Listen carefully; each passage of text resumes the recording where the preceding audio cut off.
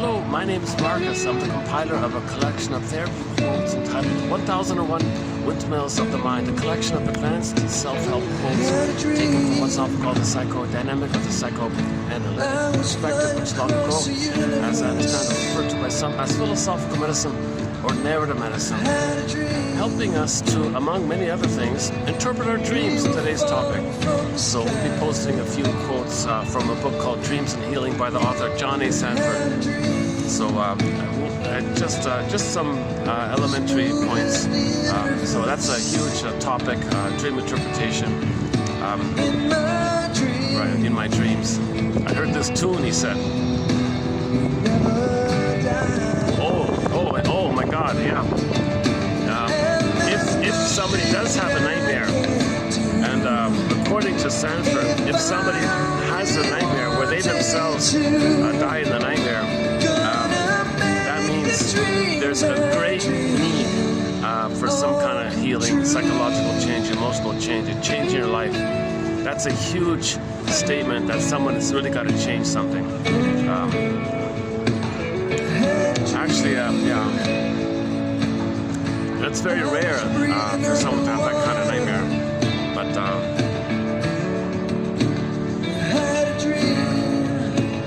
so it's a tough topic. So this is a little bit out of my zone. I'm not a professional shrink or anything.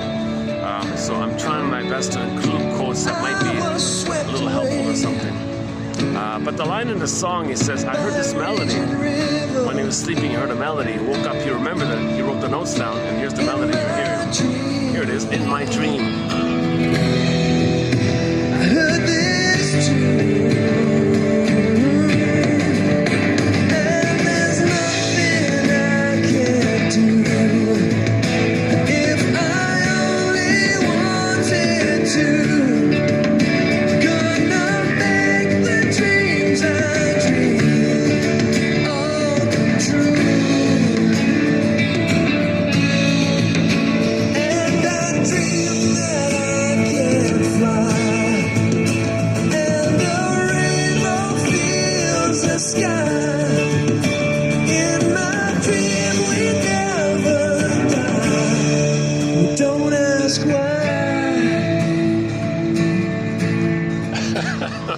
Don't ask why.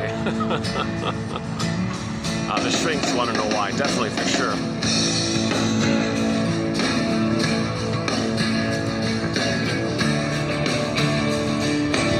So a dream is considered to be like a letter from you to you, from your soul to you. A letter. Dreams are letters from you to you, from us to us. And the basic on the envelope, it says, here's a letter. Inside, it's going to tell you what's going on with your soul. It's like this in your soul today. So you wake up, you get this letter telling you it's like this in your soul today. You take the dream sequence, whatever you remember, just whatever you remember, write down what you remember, and take that snippet or those scenes or those little images or something, and just write it down, kind of make some notes or something, and say to yourself, it's like this in my soul today. So this is the ongoing effort to make conscious something from your unconscious. The dream world, okay, that's the mentation called primary mentation, related to everything about you that you don't know. Your repressed self, your secret self, your shadow soul, the one who walks with you, who's not like you, who is you. In literature, it's called the motif of the double self. Okay, someone's living my life, I know nothing about him. Everything about you that you don't know, okay, it's considered repressed, denied, like that. And it's in the brain somewhere. And the mentation is called the dream world mentation. So in this mentation, there's no time, condensation, things can morph and shapeshift. That can symbolize that can mean that. Scenes from different times can blend into one scene. It's trying to work things around, it's trying to pick around kind of thing to help you be aware of yourself. It's drawing on where it can to get a message to you. So it's like it's an attempt, it's the psyche's attempt to make us aware of ourselves. So there are many ways the unconscious kind of communicates to us. For example, projection, something you say about others, chances are you're talking about yourself. So when something's repressed, you say others have it. That's because it's too painful to know it. So you attribute something about yourself or your memories or your experiences or your defense mechanisms, something that's too painful to know. Your mother hurt you, you know, she betrayed you or something, and you're angry by that. And your anger creates a picture of a scary creature, and then you describe the elements of that picture, of the scary image. The image is just a picture or a symbol of your anger, because the brain is pictorial, imaginal, no vocabulary. So the picture is code for your anger. But then you take the picture and you describe the traits of the picture and put it onto someone else. Say, oh, they're dangerous. That's called projection. Okay, so the idea is that the picture of your anger, okay, that's just a picture of your anger, but the anger's within. So you want to own your projection. That means you're angry. You feel angry at what happened early on in childhood. You felt angry like that. You don't want to know that you're angry because you're loyal to the mother. You want to, you want to maintain the tie to her. You want to, you don't want to believe that she did it. It's too painful for a baby to know mother hurt them, and too painful to even admit that you're angry at them, because you need a good relationship with your mother. So you deny that you're angry. But if you're angry at your mother, okay, there's going to be a picture about that, some scary picture, a scary entity, to one degree or another. Any kind of image of a character that's scary. It could be the guy with the horns. It could be a sea monster, you know, alien, any kind of scary kind of entity. Okay, and then, but that's still within. That's why we say the monsters of the id monsters. The id is the energy of the unconscious, the elementary basis of the unconscious. Okay, a reference here is the the science fiction film entitled Forbidden Planet '56 film, Monsters of the Id. So they showed you these monsters, but the point was they're from within. Means the Morbius, the guy on the planet, was angry, but he didn't know he was angry. His unconscious, okay, was linked to this machine that created things. So he didn't know that the machine would create that. So he'd see this monster, and I go, where's this coming from? Well, he's on a planet that's science fiction, so some super advanced aliens called the Krell, who are millions and millions of years ahead of humans. They invented this machine, mechanical planet, that had the ability to materialize what you think.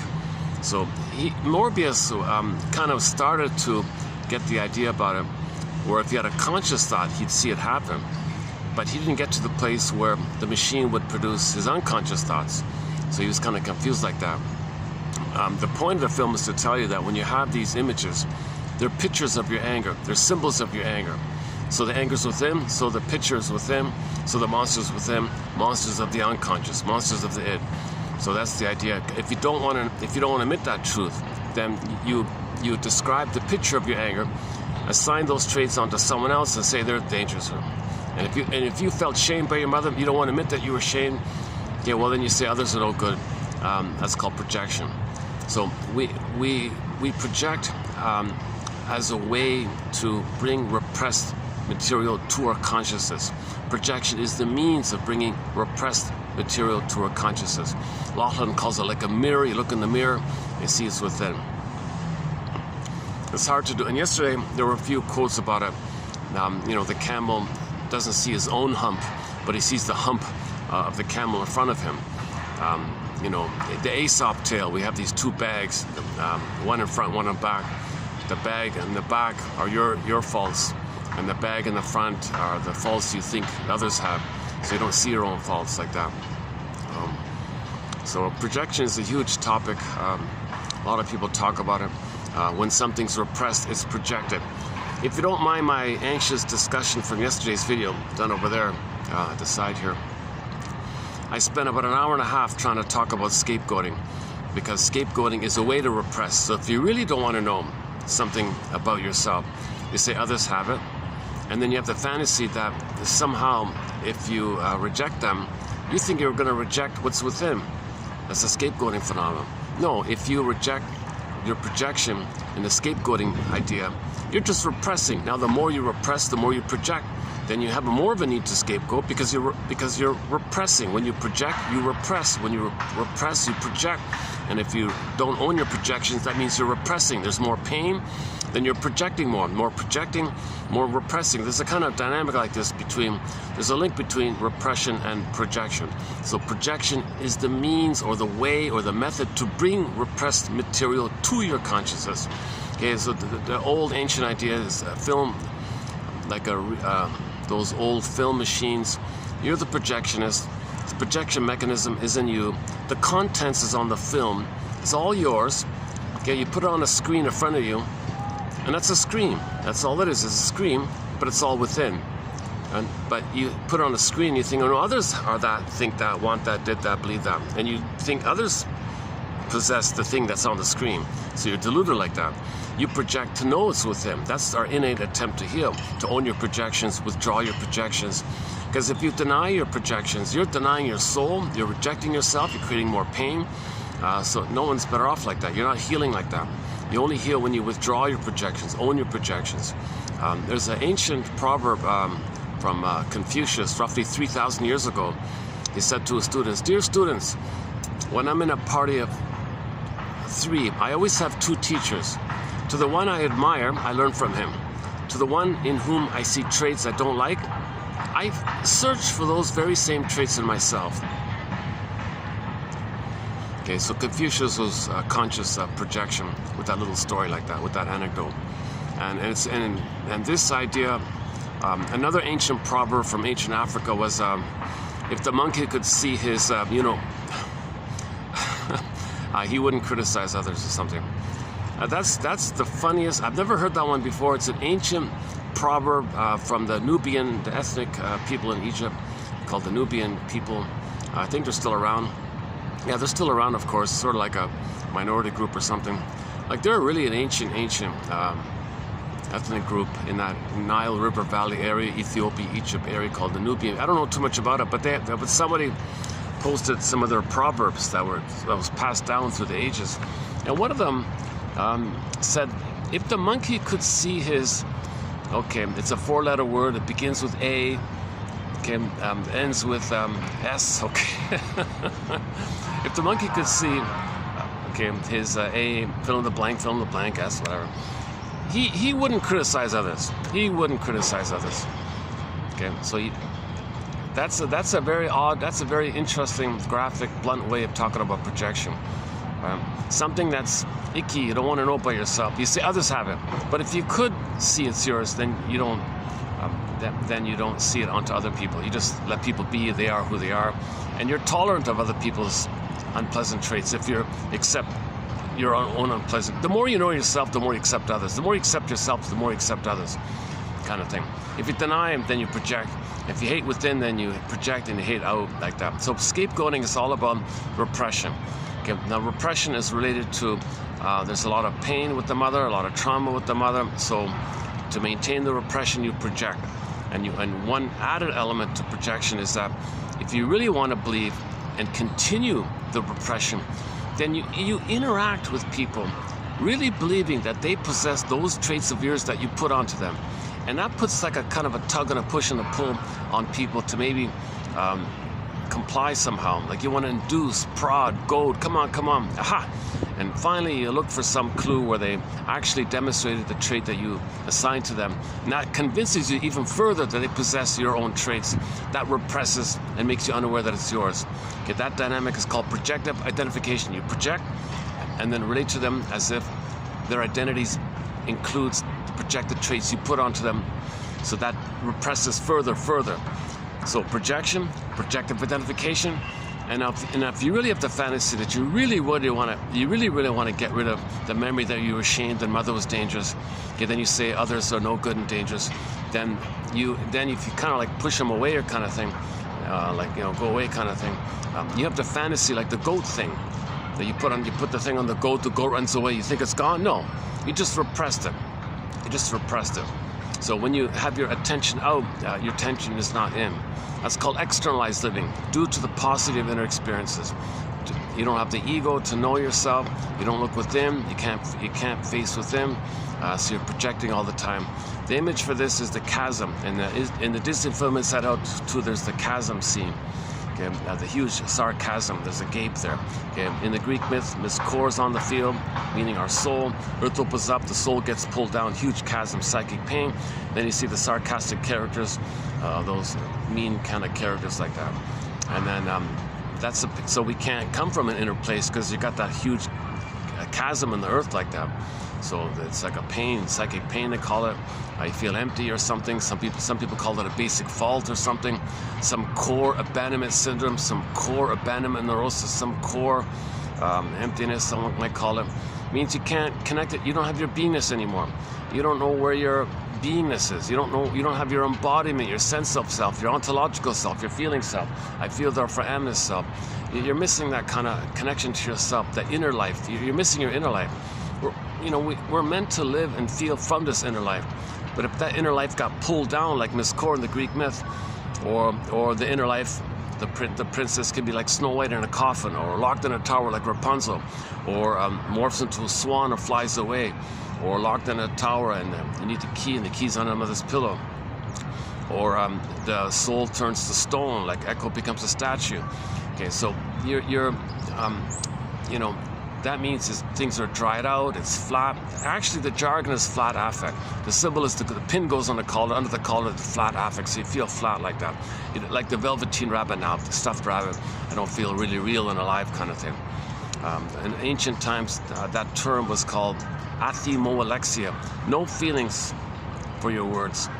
And then 1973, somebody buried it by calling it alexithymia, no words for your feelings. And that's the issue. That's a real pain to lose our feeling self, to lose our embodiment. Kirsten Wilson says, yeah, if you're not in your body, you're not making sense. Literally, you're not making sense anymore. You're not making sense. And what you're doing is whacked because what are you doing? Well, you're in a traumatic state, you're in a swoon, you're numb, and you're going to repeat again and again the present.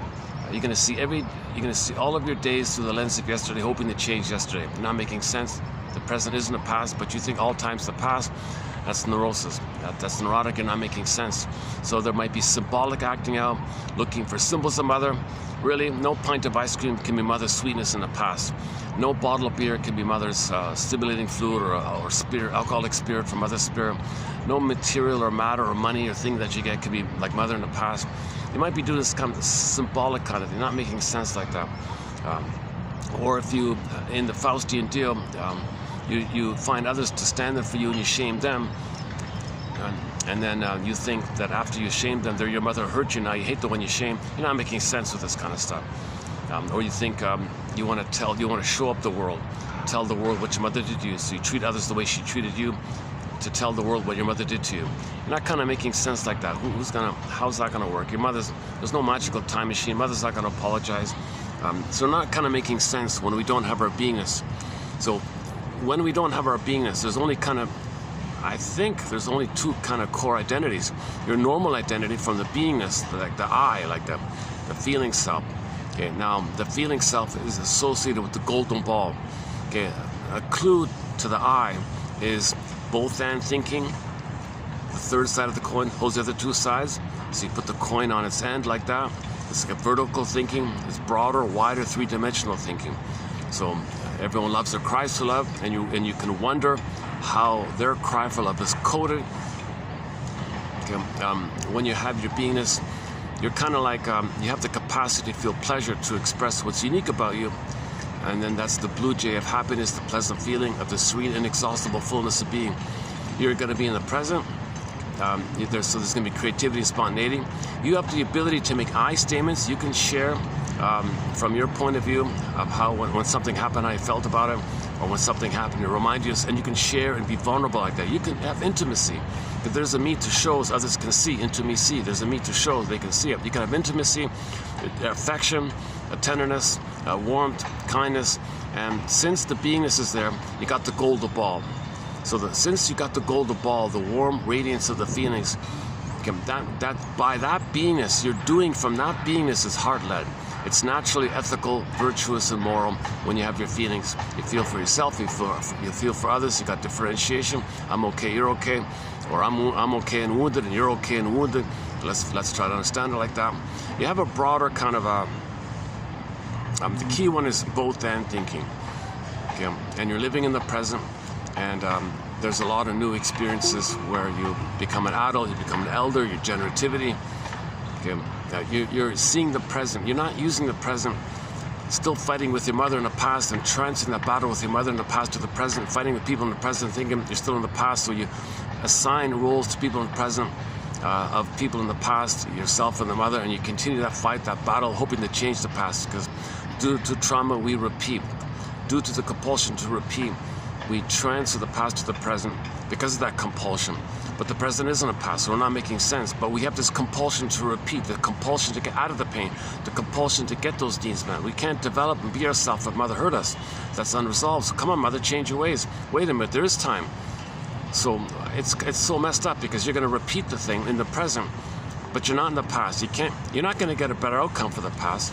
Plus, you're not in the past. There's no time machine. So one way to communicate our trauma is to make the inference that what we're doing in the present is like a mirage or communication from us to us, kind of like projection in a way. It's kind of like projection because you're transferring. It's like a projection into the present. You're projecting the past to the present like a projection. So the present is going to be a reflection of your inner state, as above, so below. So what you're doing in the present, you make the inference. So in the Faustian deal with severe pain, the person shames others the way they were shamed because they make the crossover. So others cry for love on their behalf and they shame them the way their mother shamed them. And then flip-flop, because they are angry at the mother, they play themselves and think the one they just shamed is the mother whom they hate. So a person doing this can make the inference, wait a minute, why am I doing all this? Is this like a language, is this like knowledge that I can only communicate with behavioralism? Like the body remembers, but there's no symbol, there's no words, there's no vocabulary. Am I now supposed to put vocabulary so I can assimilate, a process, metabolize, consider, reflect upon, get it, kind of thing, and then have a feeling about it? Then you don't need to repeat. You don't need to repeat. The baby doesn't know what happened, so we repeat. But when we get older, we have vocabulary, make the inference, aha, that's what happened. We gotta now know we couldn't back then, so we can feel we couldn't have felt back then. Then we stop repeating. Memory, repeating, working through. If you don't remember, we repeat. We keep repeating. When we make the inference that it's a reenactment of the past, and make the inference like that, and get knowledge and feeling of memory and feeling of the past, we stop repeating. So Kirsten Wilson says, if you're not in your body, you're not making sense, literally. And it's disembodied discourse that causes all these problems. Because in disembodied discourse, you're transferring yourself and the world onto everybody. So you kind of think like everyone's you wanting something, you shame them. And then suddenly they're your mother and you hate them. Everybody's doing this messy stuff. And, we have a quote coming out. I just saw it this morning about being triggered. If someone's triggered, okay, just immediately, the moment you think you're triggered, the moment something triggers you, click, make the instant connection. That's unhealed or unprocessed trauma. If some little thing triggers you, okay, there's trauma still going on. It's unprocessed, it's unacknowledged, and some little thing reminds you of the past. That means there's a trauma in the past. And okay, that quote's coming up in the future.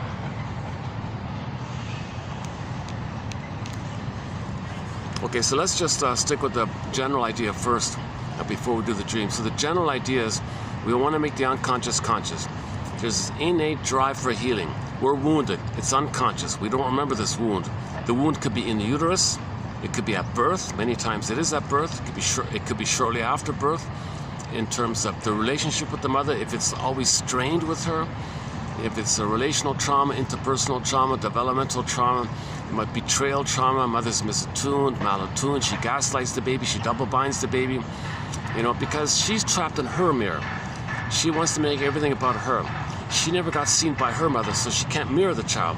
So the child thinks the mother's like the wicked queen, Snow White. She's too busy in her mirror, and she's not available to mirror the child, see the child, recognize the child. So the child feels unseen. And plus, the mother resents the idea that she's supposed to give love when she's still waiting to receive it. And the mother thinks that the way she's going to receive love from her mother is if she shames the child the way she had been shamed, because she's mirroring her mother. She's doing to her child what the mother did to her, because the mother thinks she's got to mirror her mother. So she's mimicking her mother. Mother, you shame me, I become you. I'll shame my kid, your grandkid. See, we're one. Do you feel mirrored? Okay, she believes the big lie that she's got to save the mother by mirroring her. But no baby can heal a traumatized mother, but this mother has the hope, and she's got a tenuous, trapped in the mirror sense that she has to treat others the way she was treated to mirror the mother. And one day, a magical time machine will appear. The mother will go back in the past, get the love that she received, and she won't shame her baby anymore. So the baby comes on to see, mother, here I am. Sorry, baby, I'm busy with my mirror. I just keep looking into my mirror, mirror on the wall. Who's it all about? Who's the fairest? Who's the greatest? Who's number one? Who's entitled? Where's all the attention? Who's entitled and who's it all about? Okay, so I'm just busy like that, kid. I can't attend to you, because I didn't get mirrored by my mother, so I'm still waiting to get narcissistic supply. Now, child, if you want to try to save me and mirror me, that's fine. That's what I'm doing with my mother. So why don't you do that with me? Why don't you cross over and try to mirror me? That's intergenerational trauma. So the kid is going to do the same thing. They might cross over and identify with the aggressor. So nobody's being seen here. So the story of Snow White, it's not just about the mother being trapped in the mirror. It's about the daughter having no chance to be mirrored by the mother. There's no mirror for the child, because the mother is caught in her mirror with her past, with her mother in the past. That's called narcissism. She looks into the pool of water, sees a reflection, just stunned like that. I mean, fixated like that's all her, that's all she sees. And when the mother is looking in the pool of water, in the narcissist myth, it's all one. The mother's her. At the same time, she's waiting to see mother in the mirror, seeing the child, and the child can see himself reflected through his mother's eyes, and he understands himself. So that's why he can't leave. He's still waiting for mother to see him. He doesn't really know himself. We know ourselves in a relationship. So if there's no relationship, he feels empty like that. So he's waiting and waiting. So in the meantime, he maintains the archaic belief that it's all about him. Like everything is him kind of thing, called infantile megalomania kind of thing. So the mother's trapped in that issue of narcissism. Then her child comes on the scene. She can't see the child. And if she's going to mirror the child, if she's going to mirror her mother, then she's going to shame the child to mirror the mother. Plus, she's going to repeat what happened to her. So the child will stand in for her. Back then, she plays the shaming mother, shames her own child the way she had been shamed. So she's repeating what happens. She uses the baby as a proxy of her crying for love, because she doesn't want to cry for love anymore. She cries for love by the proxy crying for love. Then she represses the memory that she once upon a time did cry for love. So she gets her own baby to cry for love as a proxy. So again, back to repression projection. The mother represses the memory that she cried for love. Repressed, projects onto the baby. Aha, baby, you need love, don't you? Well, you're going to stand in for me crying for love, and I'm going to repeat what happened to me. I was shamed by my mother. I become her. You're me now. So I'm going to repeat the thing. Since you're me, I'm her. I'm going to shame you because you're me, and I'm the shaming mother. Part A. Part B. Sorry, baby. I really am angry at my mother. Hocus pocus. Auto-hypnosis. Okay. Primary process mentation. Dream world mentation. As I'm shaming you, baby, and you're playing me, at the same time, on another level, I think you're my mother hurting me, and I'm angry at you. Okay, now why would a mother also be angry after she shames her baby? Because the mother has rebounding aggression, and it goes out sideways. Yesterday's topic. Part of the whole scapegoating topic I tried to cover yesterday. I was really in an edgy mood yesterday.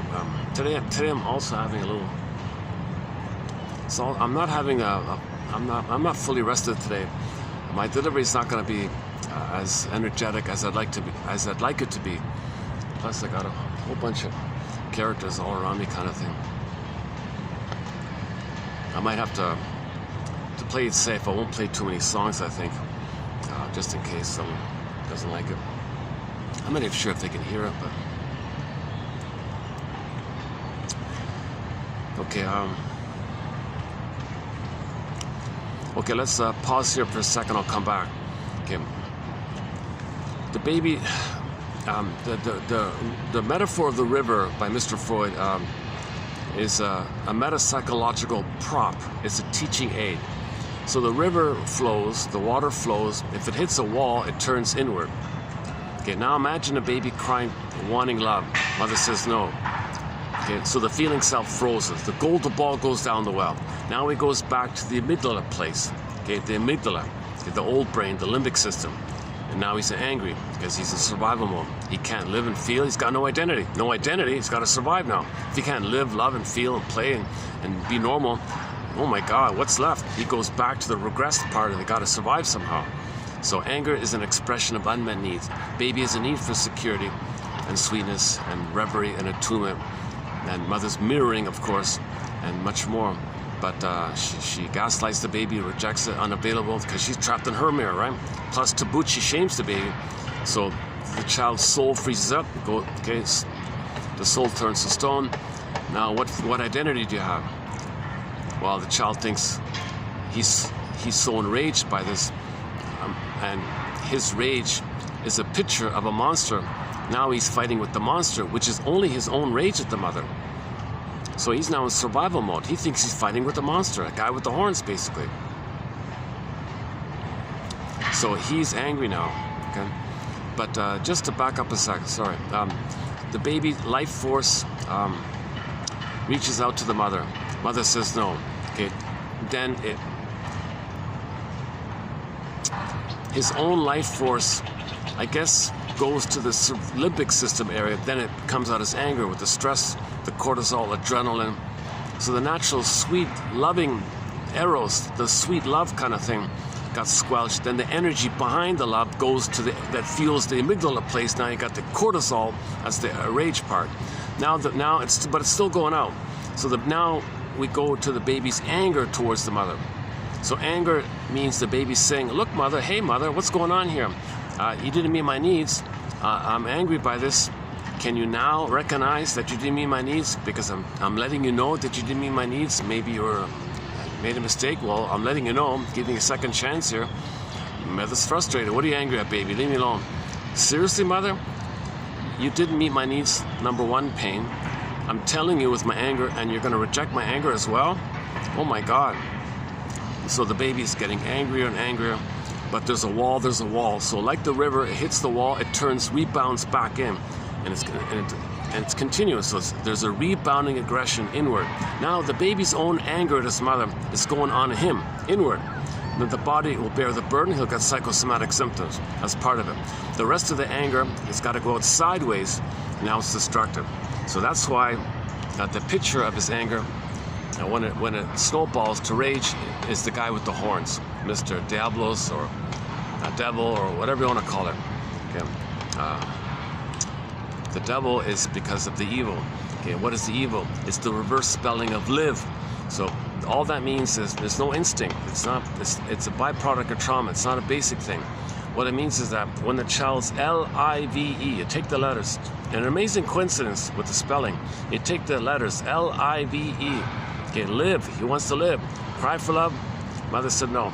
Okay, well, I'm angry at you. He's still kind of living because he's relating to mother, communicating to him. It's still kind of in the living area. I'm angry at mother.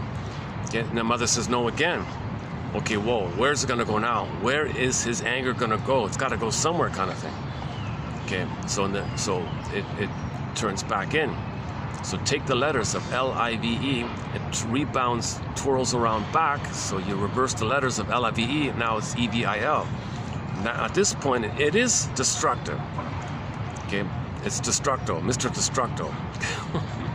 So the picture of this anger would be the guy with the horns, Diablos, because someone calls the energy, the rebounding aggression, called daimonian, and Mr. Diablos like that. So, okay, so it's destructive because it's going to go in on the body and lead to a symptom. Okay, so once again, psychosomatic symptoms reveal and conceal the anger and the rage to the mother. It just went detoured and it went through the body. Whereas originally it was normal, right? Baby to the mother, two people. It's kind of practical. Baby to the mother. It's kind of revealed. You see it kind of thing. It's like normal like that. But mother's out of the picture. She runs away. Leave me alone. She's out of the room. Walks out of the room. Where's the anger going to go? It goes inward now. But that anger is still for the mother, but it goes onto the body. So the anger of the mother to the body now goes to the self, goes to the body. Looks for the organs, picks the weakest constitutional organ, someone said, and attacks that organ. So that when that organ is overflooded, it's going to blister or go pain or go kaput or something. Now the pain of the broken organ, okay, you got to think of that pain of the organ problem as the anger towards the mother, the rage towards the mother. So psychosomatic symptoms is code that you're enraged at your mother. It just went rebounded inward. So it's destructive like that. Okay, now the baby, the child's looking for excuses to protect themselves. So he now wants to find some excuses to think that someone else, that some other, can be the mother, because he'll take he'll look at some other, and just say, I gotta make myself believe that's my mother. I gotta make myself believe. I gotta flim-flammery, duplicity, deceive, trick.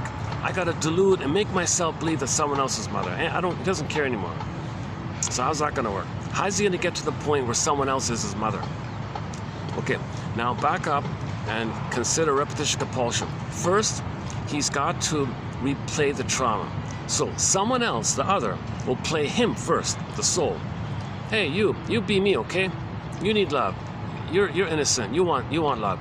So I'm gonna imagine that I'm gonna put you in the role of me, so I can repress the memory that it's me. So you play me, and I repress the truth that I was needing love, and so you need love. Okay, now, since you're me, I'm the mother. I reject you the way my mother rejected me.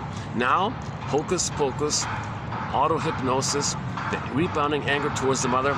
He turns it around and says, all right, aha, I'm gonna seize my mother now. My anger at my mother, I'm gonna direct it at you. Okay, so now he hates the one he just shamed. So first, the other person, the third person, played him whom he shames. Okay, the third person was his soul, and he is the mother who shames his soul. Remember the Faustian deal? You sell your soul, you reject your soul, so you push down your soul, so it's projected, so you reject it on others, you repress it with them. Okay, and then you do the flip-flop. Okay, now you got this rebounding anger. Now you have an excuse. Now you have an excuse to think that the other whom you just shamed is going to be your mother whom you're angry at, and you just make believe, and then you make some excuse. You don't even care what the excuse. You don't care what the lie is. You just annoy them. They show signs of anger. I knew you're dangerous. I'm angry at you, mother. But what does that person have to do with it? You see, so the scapegoating phenomena, the prejudice phenomena, this externalized living phenomena, this blaming phenomena, okay, it's all projection to repress and keep repressed. But when you repress, you project. When you repress, you project. So the rebounding anger comes in, and it's a cycling thing. Okay, you shame others, okay, to replay your anger, build up your anger. Okay, then the one you just shamed, you flip-flop, you think is your mother, because you see everybody as you. Because of the fusion, see, baby, mother are one. So you think everybody's no good in your mother, put it that way. So at first they're you, then they're your mother, because within you, self and other flip-flop. So others can flip-flop. So you just flip it around. So first the person plays the mother, someone else can play him. So he finds someone on the outside to play his inner object, his inner thing. Okay, as above, so below. He needs someone to project his inner onto the outer. So someone else plays his inner, he plays the mother. Okay, now, so repetition compulsion. The outer is him crying for love, he replays the past. Okay, now because self and other are one, and he's got to get his anger out on his mother, so he flips and plays himself. The one who just played him, flip is his mother. Okay, and then he gets his anger onto the other. So that's part of the scapegoating phenomenon. And then you say he's so destructive, he's so evil or something. Well, it's not an instinct. It's not an instinct. We're not born with it. It's a metapsychological prop of Mr. Freud to say eros thanatos. It's not an innate thing. The only innate thing, the main innate thing is the baby was born to be loved and to be himself. Of course, there's a stress response for certain emergencies like an earthquake or something. But we're all one family on here, right? So it doesn't make sense if we're all one family to project these wild images from our babyhood trauma. Babies are not supposed to be traumatized with these wild images that's flying around kind of thing. Okay, that's a whole topic there, but anyways, for more on this point, for an extension on it, and with a little more enthusiasm, I had more caffeine in me. I stuttered a fair bit, but I think finally I got it across. If you're willing to put up with a very anxious delivery yesterday, done at the other spa, I think I conveyed the core spirit of scapegoating, what the psychology is underneath scapegoating. Okay, so we do the life force rebounding sideways, okay, the L-I-V-E-B-I-L, and the picture of your anger's rage, the daimonium, like that. And the idea that projection leads to repression, and you want to repress, so that means you project to keep it repressed because the person can't handle the truth. They don't want to know the truth because they're loyal to the mother, because they are the mother. So they don't want to know the truth. The mother hurt them if they are the mother, so they can't know the truth. Okay, play that famous clip. You can't handle the truth, kind of thing. He can't handle the truth. Mother hurt him. He's still loyal to her, still waiting for mother to provide the love. Okay, the only way out of this mess is what's called mourning. Okay, now to do mourning, okay, you gotta do core tasks, which we also listed yesterday as well. I won't do it here this time. But the core one is you gotta face oppositional thinking. You gotta heal the splitting. You gotta find the both and, the Jane mind. I'm calling it the Jane mind for the time being, named after the film The Three Faces of Eve. When she went to therapy and became Jane, the eat white, eat black disappeared, and she was Jane, the healthy adult mind. The daughter was happy and all this. So she was healthy when she was the Jane mind. But the Jane mind is a both and mind. It's a both and mind. It's the third side of the coin mind. It's a both and mind. Okay, that's what Baba Yaga means. Are you willing to see both? Are you willing to think in both and terms? And then you're moving towards healing. Now, we don't see Baba Yaga in Disney film Inside Out 2, but you see sort of the outcome of as if Baba Yaga were there, because at the end of the film, Riley was facing the either or. Okay, she was the pathological. He's inflated all good because mother's a goddess, or always defective because mother's a monster. Okay, that's exaggerated stuff, splitting. So Riley was at the conclusion of the film. You saw her struggling with this flip-flopping, this eat white, eat black, this either or kind of thing. Is she guilty? Is she not guilty? Is she meant to be herself? Is she meant to serve her mother? Like, she had these kind of either or, and she was. Then there was this group hug scene where she's trying to hold the opposites, hold the tension of the opposites, she said. Woodman says. That's her famous phrase. So you want to kind of embrace the two and find some new thing that holds the two, and it's relaxed, and you can do that. Because if it's too hard to do it, you split out either or. It's simple when you... The baby can't do ambivalence. The baby can't do confusion, right? It's heaven or hell for the baby. So if he's hurt, it's heaven and hell. Mother's a monster? No, that's not my mother. Mother's a goddess. There's my mother. So that leads to either or thinking. That's unreality. So when we get older, we got to update this kind of thing. Okay? Because if you still use old defense mechanisms all your life, that's called neurosis. To keep on doing the thing you did to survive with your mother your whole life, that's neurosis, dysfunction, because the present isn't the past. But when something's happened in the past, you're hypnotized like that. It's a post-hypnotic induction, so everything reminds you, just do it again and again and again. And then enter the cartoon with Bugs Bunny, Sylvester the cat, and Daffy Duck, where they had the watch there. They're hypnosis, you're sleepy. So, meaning, when you repeat, you're doing it again and again. It's like the watch, you're hypnotized. And in the hypnosis, you repeat. And when you repeat, you're hypnotized. So your whole life, you're just in a hypnoid, repetition compulsion. Do it again, get disappointed again, do it again, get disappointed again. Or find others to play you, disappoint them and hate them. Find others to play you, disappoint them and hate them. You're just doing this thing again and again until you can know and make the inference that your unconscious is saying to you, hey you, please make the inference. You as the conscious say, who are you? Well, I'm your unconscious. Think of me as your inferring mind. I want you, the conscious you, to make the inference. I'm the one who's giving you this. You make the inference. I'm trying to communicate to you. I need you, conscious, to put words to it. Because I, unconscious, have no words. I only have symbols and pictures and behavior and acting out. I have no words. And when you put words to things, then you can assimilate, digest. Okay, yesterday, eat the fish, integrate, make it, and not be bothered by it all the time. That's called the mourning process. Then your life force is free for the present, and then you get a beingness. We want to get back our beingness. We had our beingness, we got lost it, want to get it back. We had our golden ball, went down the well, want to get it back. Joy inside of Zubdoya, want to get it back. So we had it, we lost it, want to get it back.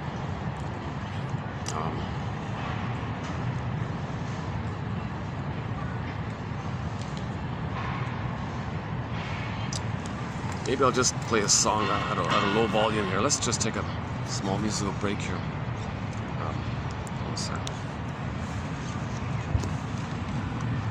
Maybe I should get a coffee or something. Maybe I should get a coffee or something. That's a thought. Maybe I can. So we're trying to do some. Soul searching here.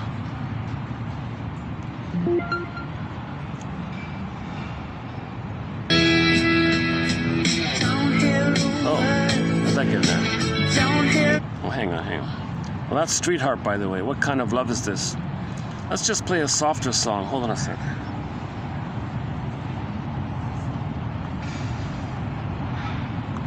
Oops. Hang on. Oh, this again. Jesus. Still getting used to my new phone here.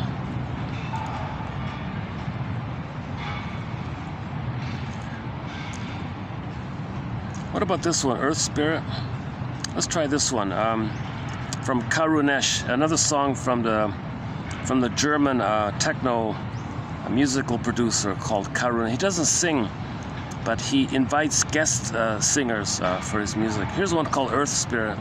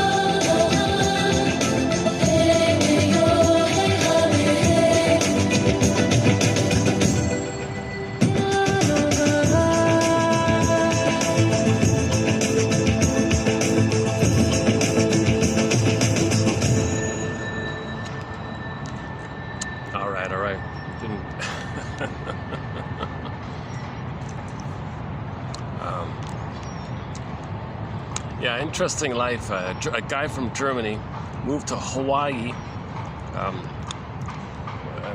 did all of his Hawaii things, surfing, I guess, and then got himself a little studio and started creating techno kind of songs. And some of them are not bad, some of them are good.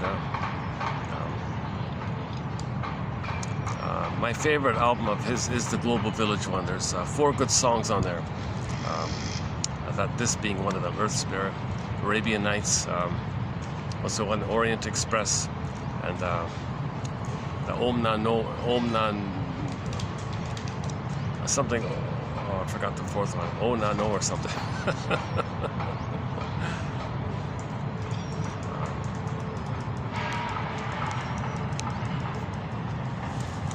Okay, let's wrap up this main idea here. Just like in nature, when something's wounded, it's built in with evolution that when something's wounded, we're trying to heal. We're trying to heal. So we just got to kind of cooperate and get out of our own way and allow the healing to happen, kind of thing. But we're afraid of healing, you see. So we're really afraid to get back our feelings because there was so much pain experience. So we need a level of safety in the mind, safety with a caring witness, just as much safety as you can get to allow the catharsis, the firebird, the phoenix, getting back your feelings, feeling awake. So when Snow White's in a coffin, okay, she's kind of like in self-reflection mode. Okay, so that's when a person wants to mine up their lost, buried traits. That's why the dwarves are there. The dwarves are miners. So part of the healing is we got to touch within us how we're trying to mine up. So the energy, if you were to personify the energy within us, is trying to mine up our treasures, try to bring it up to consciousness, from the ground up to the land, to the air, light of okay, conscious, light, dark light, conscious. You want to accept. So that's within us. Now, I don't know if the 7, because the 7 chakras, and she took care of the 7 of them, so as cleaning her chakras. That part I don't know, yesterday's topic. But the general idea is that, okay, so the forest is the unconscious, so Snow White's in the forest, right? And look at the condition. She can see through the glass box, but she can't feel through, she can't touch through, because the pin in the collar. So that's where we're trying to heal from this. So something happened that caused this trauma. Let's mine it up. Let's mine up the knowledge. Let's mine up what happened. Let's mine up our reconnection to ourselves. Let's get glimpses and mine up the gems of who we'd be had we been loved, who we're meant to be had we been loved. Let's mine up our sense of beingness even. Like, let's move towards knowledge of the trauma, knowledge of the defense mechanisms. Just mine it up. That's called making the unconscious conscious. Bring it up, right? So you go down and bring it up. Miners go down, bring it up. This is a common motif in the healing process, to go down and bring it up. Okay, like fishing, the fish are in the water. It's like down in the water. You want to bring up the fish. Okay, the rampions. Okay, the radishes, in German called Rapunzel. Rapunzel, Miss Rapunzel, the princess. Okay, named after the radish. So the radish is in the ground. You want to pull up the radish from the witch's garden and eat the radish. So you want to make conscious and integrate and assimilate and make a part of you again, because you had it. So this is the same idea with the mining. You want to mine up, you want to fish up, you want to pull up, you want to get up, you want to bring up what's everything you don't know about yourself. Now, dreams is a part of it. See, when you dream, you're sleeping, that's all unconscious. When you wake up conscious, and the little fish popped up, like a letter. So those fishes are also known as letters. Those letters are like little fishes. But the fish is in the letter. So you got to open the letter and find the fish and accept it. But you got to figure it out that it's a fish. So when you open up the letter, you're not sure what it is, kind of thing. So you want to free associate from what you remember. That's not maybe a good example, but yeah, that doesn't work, right? Blending the letter with the fish. Oh my goodness, that's a miss. Yeah, okay. But the general idea is we want to make the unconscious conscious. So a common image is the duck. The duck can walk on land, the duck can swim in water, and the duck can fly in the air. We kind of got to be like that duck. We got to live in these worlds the way the duck can live in these worlds. On the land, water, air. We got to live in these worlds. We got to go down, bring it up to the air, land, eat it. Go down, up in the air, eat it. So the duck goes down, brings it up the air. Similar to the fisher person. The fisher person pulls up the fish, throws the fish up in the air, catches the net, eats, fries it, steams it, eats it in his favorite way. So the metaphor is something we didn't know. Now we know it. You want to assimilate it. So that's the eating idea. Yesterday's quote about that. So go to yesterday or the day before on that one.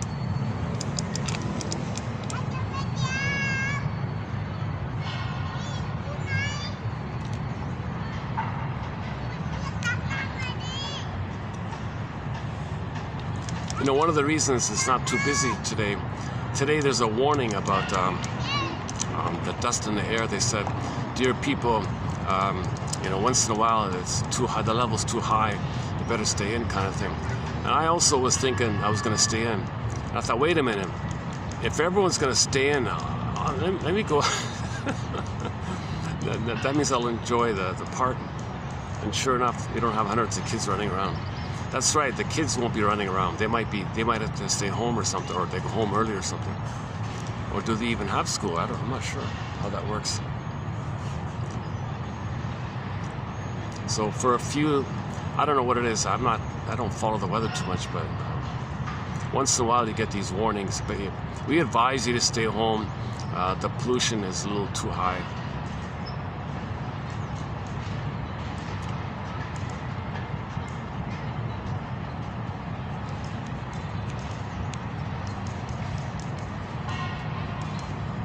Yeah, you do notice it sometimes, yeah.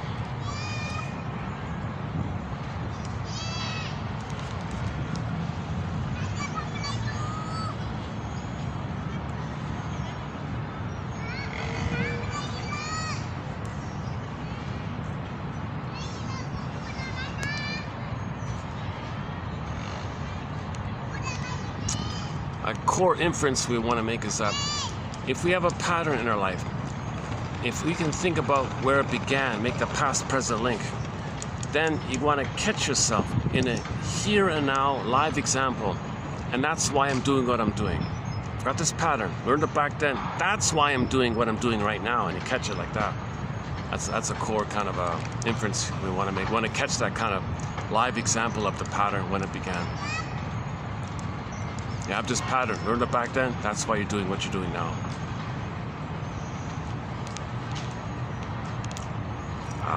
Another core inference is Masterson's axiom: self-activation triggers abandonment depression, which leads to defense.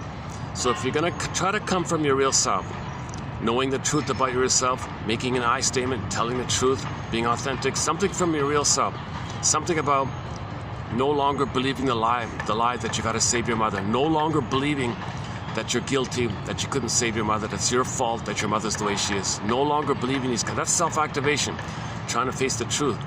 Okay, that means you're going to be disloyal to the mother. Now, if you're going to be disloyal to the mother, okay, and that means you're going to have the feeling that long ago your mother said to you, all right, baby, you got to mirror me, with me, against me here. So the child complies because he doesn't want to lose the mother. So if you're going to be authentic, you feel like you're going to lose the mother. So those memories are going to come up. So the umbrella term for the emotions is abandonment depression, also known as persecutory anxiety, the basic fault, the abandonment syndrome, massive anxiety, whatever, just a lot of anxiety. A lot of old fears are coming up.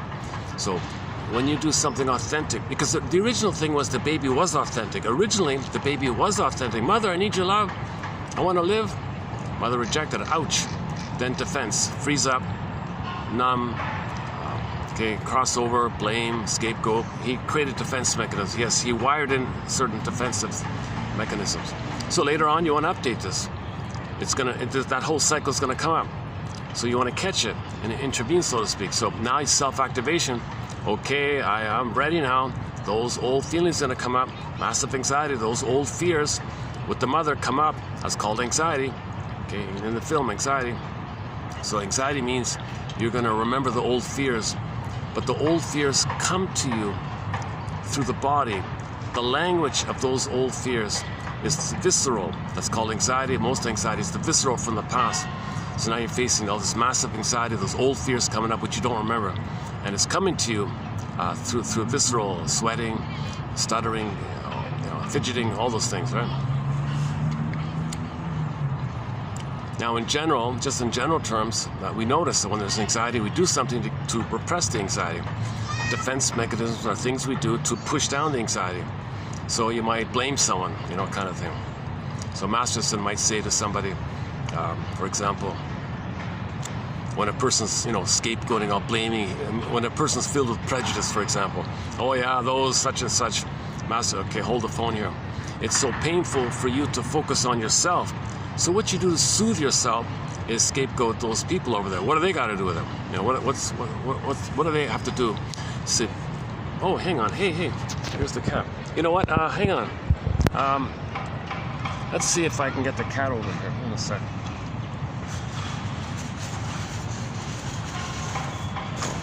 The kid's gonna pay. Let's see if we can get the cat. I'll give the food to the kid. Yeah, hold on a sec.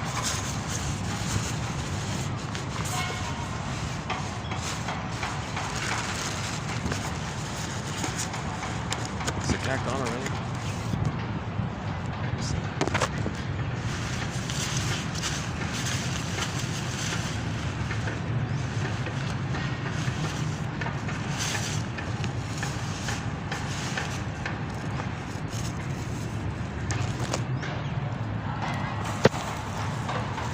Where'd he go? Where'd the cat go?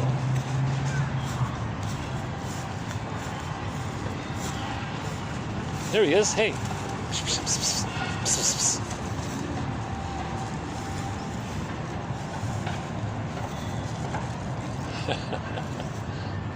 Oh, he took off. Oh, okay. He got scared. There he goes.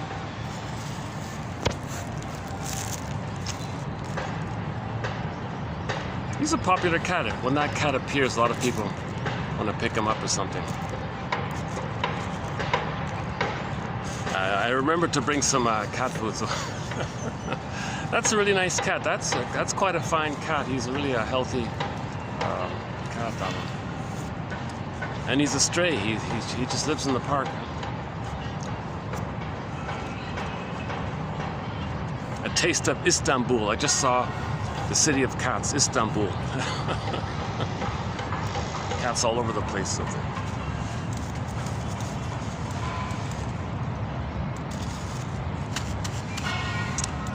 are we doing here?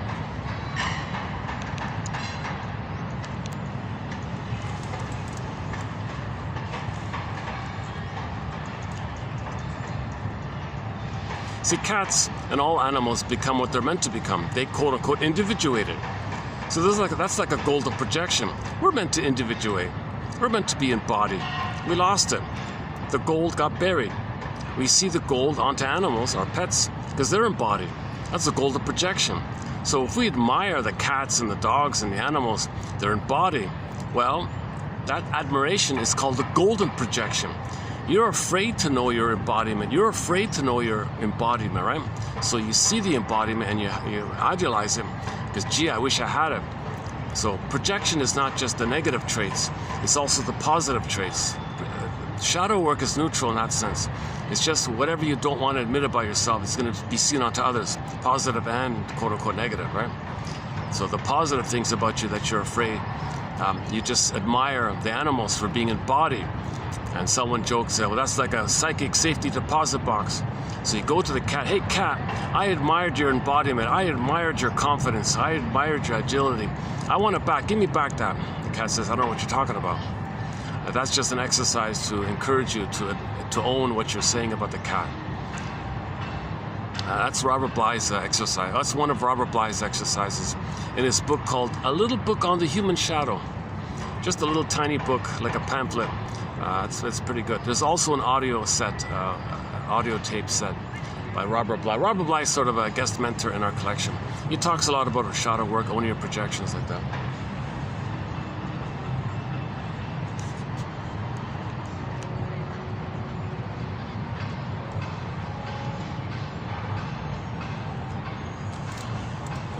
How's the chair? I can't do it. I can't lean back. I took over here. Yeah, sorry, let me make a little adjustment here. One second.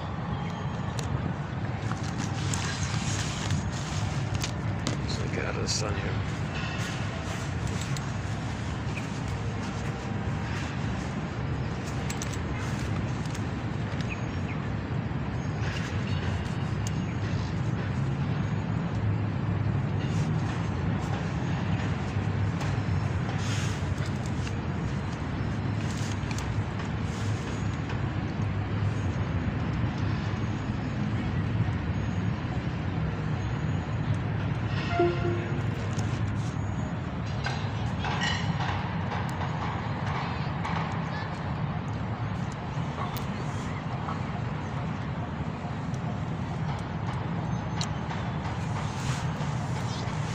Okay,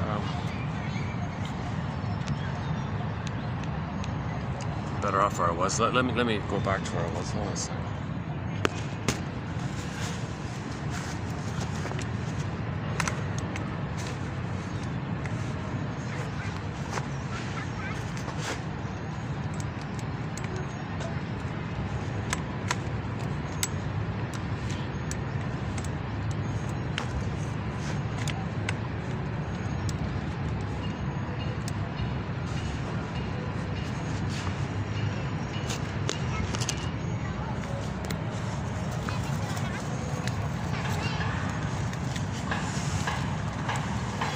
It's not gonna work. Jesus.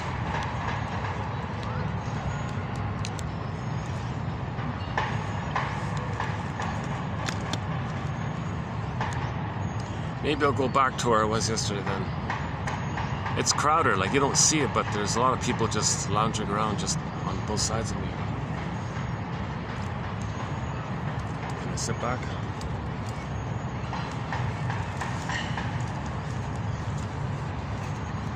Okay, let's get back on topic here. So we're talking about the core task of healing, make the unconscious conscious. Well, when you study defense mechanisms, that helps because defense mechanisms are things we do to make us unconscious. So if you study these defense mechanisms, it's gonna bring up what's unconscious. So the image for this is in the fairy tale. Inside the rabbit, when you face the rabbit, it poofed to the duck. So the rabbit is the trickster energy called defense mechanism, the trickstery things you do in the mind, like the rabbit bouncing around.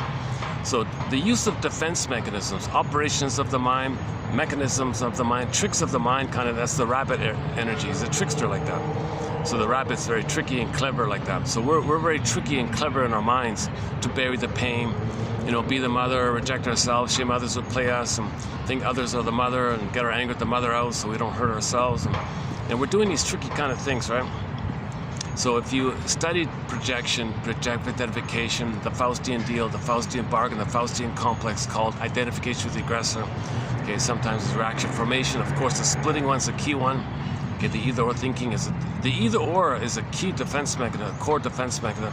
So when you study these trickster things called defense mechanisms, symbolized by the rabbit, the trickster rabbit, okay, that brings it up that you're now like the duck, making the unconscious conscious, living in these two worlds like that.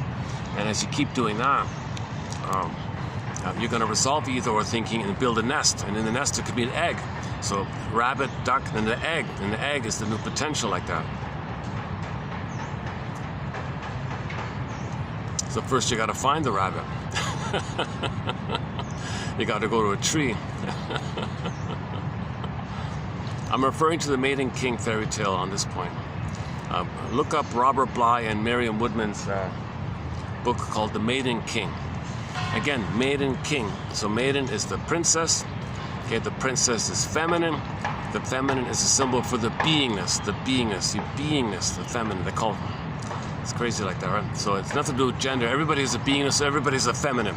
Okay, again, everybody is a beingness. That means everybody has a feminine. Everybody has a feminine principle. Everybody has a yin. Okay, everybody has a shakti, whatever.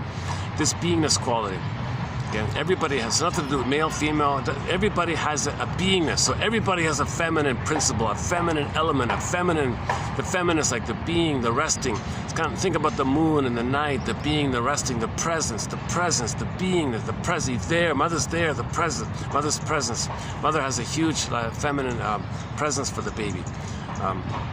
Now, when you have your beingness and your presence, from there, from your beingness, you got your gold above. That means you got your feelings. When you have your feelings, you're ethical, you're empathy, you're morality, virtuous. When you have your feelings, if you don't have your feelings, that's a problem, right? So when you have your feelings with your beingness, that means when you're doing is going to be heart-led, heart-informed, ethically informed, morally informed, because you have your beingness. It's integrity like that. You have that basic feelingness that comes from the beingness. So the beingness. Again, from the beingness, you got the doing. Okay, the doing is the masculine. The masculine is like the prince, the king, whatever. So maiden, king. Maiden, so you need that together like that. Maiden, king. Okay, again, moon, sun. Moon, sun, night, day. Okay, so one is resting and restoring. One is kind of active in the doing like that.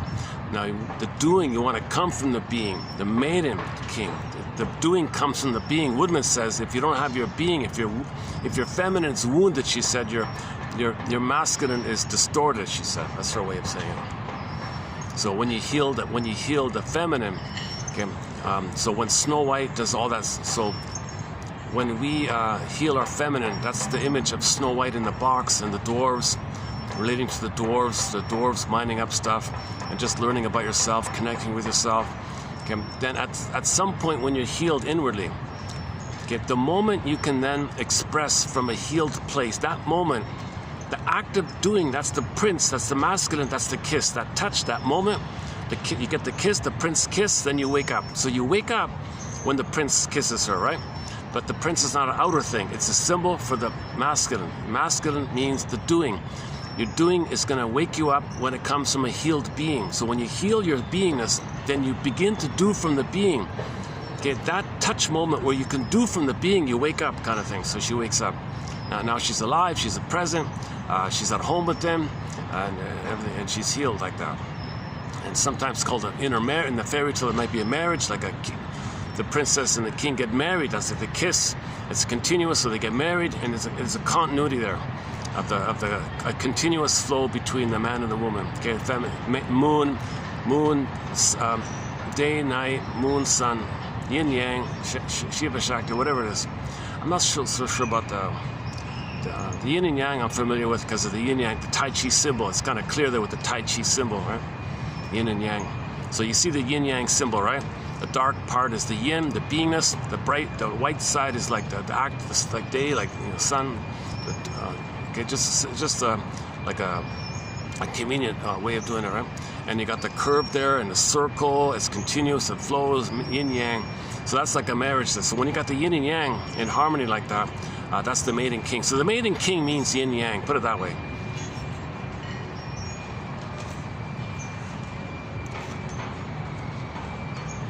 So if we want our doing to be normal, we got to heal our beingness. We got to admit.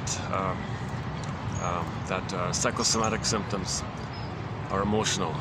Stop blaming the bodies. Well, think about the memories, and so there's been a bit of a setback. They said from the DSM-3 to the 4, because up until the DSM-3, things were psychological, inner conflict, neurosis. We get all that. That's the normal thing. And somebody kind of said, that's too embarrassing. You're blaming your mother. Don't stop blaming your mother. Why are you blaming your mother? That's stigmatizing your mother. That's not fair. Mothers have a lot of trouble. Stop blaming the mother. So if there's a problem, it's in the body, well, then just say it's a somatization issue. Okay, it's a somatoform issue. Blame the body. Don't blame the psychology that led to the symptom. Don't blame the inner conflict and the mother and you can't mourn because mother didn't love you to mourn. You're angry with them. Don't blame that stuff. Just blame the symptom. Take a pill. Play whack-a-mole. There you go. So then people make money like this, right? So there's a resistance to healing. There's a real resistance to healing. So the more wounded we are, the more we resist healing.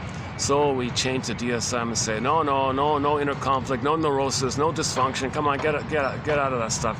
Just It's got to be biological and scientific and laboratory, okay? Forget about soul and feelings and feminine being and moon. Forget about the moon. I just want the sun. Stuff like, I don't know. So we had a quote a little while ago about this issue.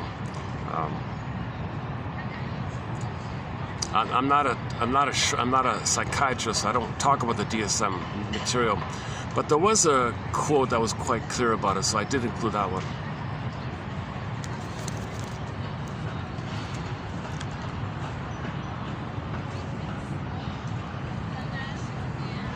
Okay, let's wait a minute. Got a group passing by here. Let's just wait a minute. Maybe I'll dig up another song here.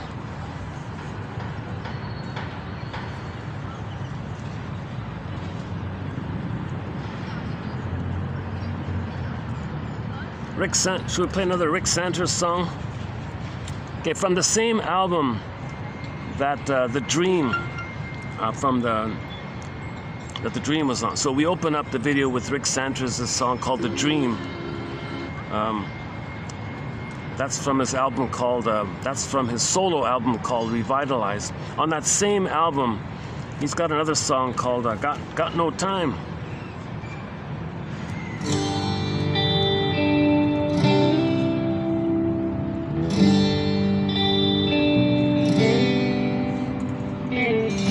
Never gave a good reason, never saw a sign. When I think of all I could have been, I almost lose my mind. My heart is feeling hungover, I'll never drink again. I feel temptation every now and then, but you got no time for me anymore.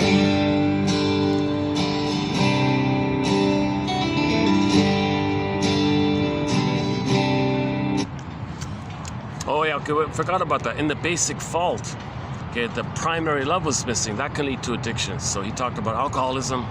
He said, I've got no more time for that alcohol. Sorry, booze, I've got no more time for you, booze. I've healed my issue. I've processed and assimilated. I've mourned the loss of not having a loving mother. So I've got no more time for you, booze bottle.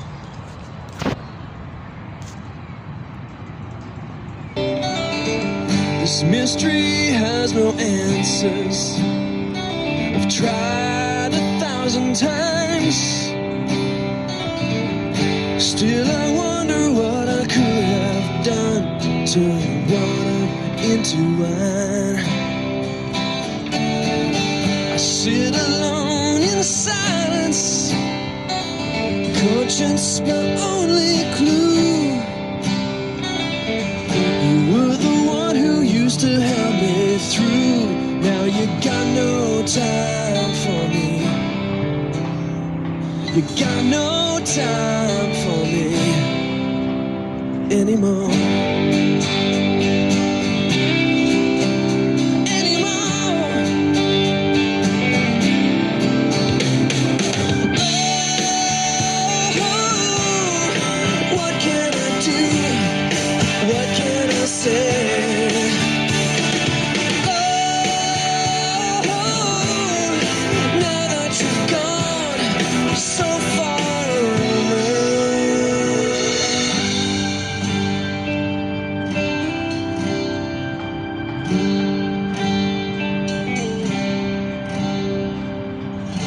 Never gave a good reason, never saw a sign.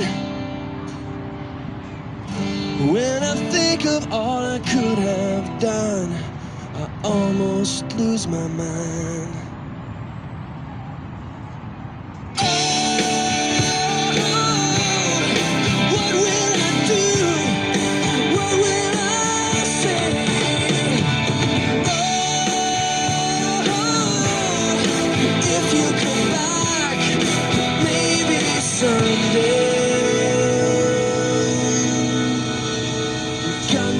Time for me, so you got no time for me.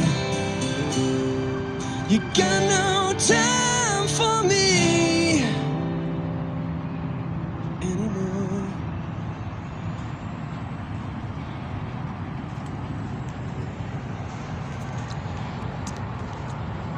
Give me a couple minutes. I need to make a move here. I'm gonna change spots here. So I'll see you in about 5 minutes, and we'll continue. So we'll when I reset up, we'll get into John A. Sanford's quotes on dream interpretation. It's not a full. This will not be in any way, shape, or form a course on how to interpret your dreams. Just some points. Just some points in that area. Okay, 1 second.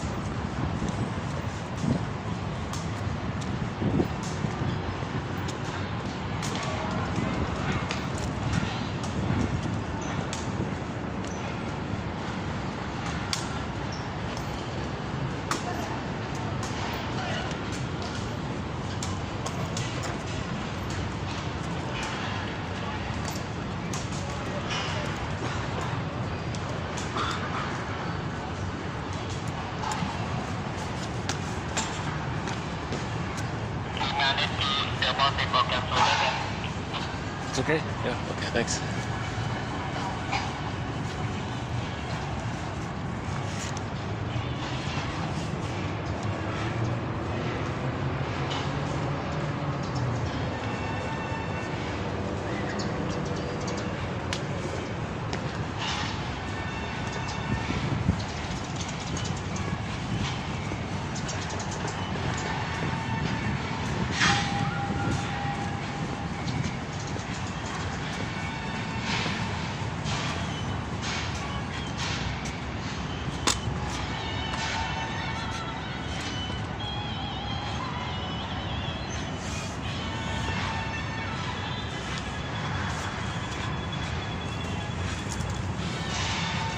Oh, they got the speakers. There'll be some announcements on the speakers here. But.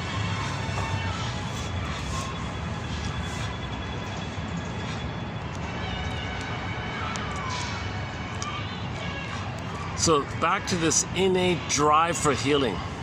This innate drive for healing. Okay, the inference here is that the way we're experiencing it, or it seems to be, as I understand it, it'll be updated, is that it wants us to make the inference that what we're repeating is called symbolic acting out, which is a repetition of the original scene with the mother. We cried for love, mother said no. Okay, so this can take two forms usually. If the pain was too much, the baby crosses over in the Faustian deal. So in the replay, they find others to play them, standing for them. They play the shaming mother, and then flip-flop. Okay, because of the rebounding anger, the scapegoat, they then think the one they just shamed is the mother. Now they're themselves, and they hate the one they just shamed. That's the more perverse stuff, disturbed stuff. But we make the inference that the way we're treating others, that's a message from us to let us know that that's how we had been treated. That's the way we were treated. We remember with our behavior, so we put words to our behavior and get feelings with those words, then we stop repeating. Okay, that's a core part of it all. It's called transference interpretation. Okay, you interpret, when you interpret this transference, okay, how the present's like a reenactment of the past, that's called the transference interpretation. You don't need to repeat. You don't need to transfer. You only transfer because you're trying to remember. Once you remember, you stop transferring. Okay, you only project because you're trying to own your disowned traits. When you own your disowned traits, you don't need to project anymore. Okay, so that's okay, the inferencing one. Okay, pulling back your projections. Okay, next one. When you wake up and you get a dream snippet, that's a letter from your soul to you. You take the dream snippet and just free associate with that. You take whatever you remember and say, what does this remind me of? What does this suggest to me? What thoughts spring up to me by this dream? And just keep going. Just add to your story. Just see what freely comes up. This freely coming up, that's like coming to your consciousness. Now, it's going to bring up a feeling. That's a good sign. So when you get a feeling, you validate. That's a key one. You validate and accept your feeling. Treat your feelings like an honored guest. Whoa, honored guest. Welcome, honored guest. Okay, welcome your feelings. Welcome feelings. Okay, so then you just say, well, what is the feeling? Say to yourself, I must have a very good reason for having this feeling. And if you're struggling with it, well, what's the hardest thing about this feeling? If it's an angry feeling, what's the angriest thing about this feeling? If it's a scary feeling, what's the scariest thing about this feeling? And if you're blocked, well, I must have a very good reason for blocking here. What's driving this blocking? There must be a very good reason for feeling blocked. Okay, and just see what comes up and kind of thing. So that's called mental hygiene. Okay, every morning, okay, many indigenous people do this every morning. They sit in a circle when they wake up. Okay, they don't only think about physical hygiene with brushing their, washing up and brushing their teeth and all that. They do emotional, spiritual, psychological healing hygiene where they sit in a circle and they take turns sharing their dreams because they feel safe. Everyone says, okay, aho. And then the person felt, I felt safe to bring up more, because when you feel safe, you say more. When you feel safe, more can come up. So you sit in a circle, serotonin, safety circle leads to serotonin. Serotonin, safety. When you feel safe, you're going to say more. So that's a healing, that's like a daily emotional hygiene. You see, we just do the physical stuff. We forget about the emotional hygiene, right? Mental hygiene. It used to be called mental hygiene. Okay, enter the Spellbound film.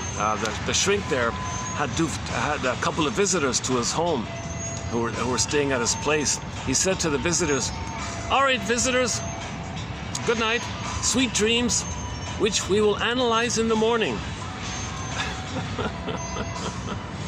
So that's we know about this from the Sugwe people. Somebody lived with the Sugwe people and experienced that for themselves and wrote about it. The Sugui or Sugwe, Sequi, I think. We have it in one of the quotes earlier. So that very much conveys this sense of how important. If Sanford says, if you get a dream, it's kind of like a letter from your soul. If your soul sends you a letter, don't you want to read it? Now, if you want to refer to your energy, the id, and personify the id, the force of the id, as Poseidon, like a Greek god, if a god sends you a letter, don't you want to read it? Meaning from that kind of way. That was Sanford's line. if your own inner child of the past, if you as a child in pain sends you a letter to you now, don't you want to read a letter from you? If you as a child in pain in the past, okay, wounded, crying, help, right, and the child writes it down as best he can, a little confused, and he sends you the letter. You wake up, you get the letter. Don't you want to read this letter from your own inner child of the past? Are you going to betray yourself the way? So no. So now we self-reparent ourselves. We treat ourselves the way we wish we were treated. We do it ourselves now with our feelings. We treat our feelings like children, and you treat your children. You treat your feelings the way you wish your mother treated you as a child. It's called self-reparenting. So you validate your feelings.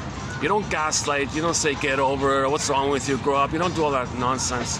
That's that kind of hateful rhetoric. That shaming of your feelings, that's code that the mother shamed the baby's feelings, and you crossed over and identify with it. So now you have a feeling, so you shame yourself. I got to get over it. Okay, you're treating yourself the way your mother treated you. Okay, so you got to stop doing that and treat yourself better, kind of thing. Remember, the mother was enraged. She had a devouring oral greed quality, so she wanted to crush the baby's soul, to condition the baby to dedicate himself to serving her, because she was looking for supply, because she was trapped in the mirror. She wanted narcissistic supply, so she hurt the baby to condition the baby by saying, you cannot be yourself, baby. You just make me the center, okay? With me, against me, kind of thing. And if you do that, maybe one day I'll love you. Big lie. And now we'll play the song called Big Lie by Rick Emmett. Yeah, Big Lie. It's not about the psychology. It's about the environment stuff, Like so some money man says, dumping 10 billions of tons of plastic into the ocean, that's no problem. That's a big lie, he says. Or continuously dumping chemicals in the soil. And killing the nutrients. So that's no problem. Big lie, big lie. So Rick Emmett says, pick up my guitar to lay the message down. What they're saying, it's all a big lie. Destroying the planet is to make a little money, and that's good for everybody. That's a big lie, kind of thing. I'll play that another time. Oh. Well, I guess they're gonna prepare for some event behind me here. A bunch of boxes just arrived. They do events. They do like special functions in that room there. I can never use it. I'm not allowed to use it.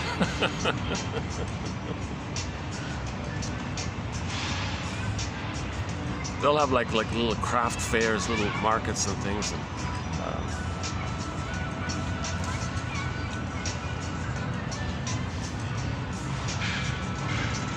they had a kids thing, like a little amusement, like a mini amusement park for kids once, and things like that.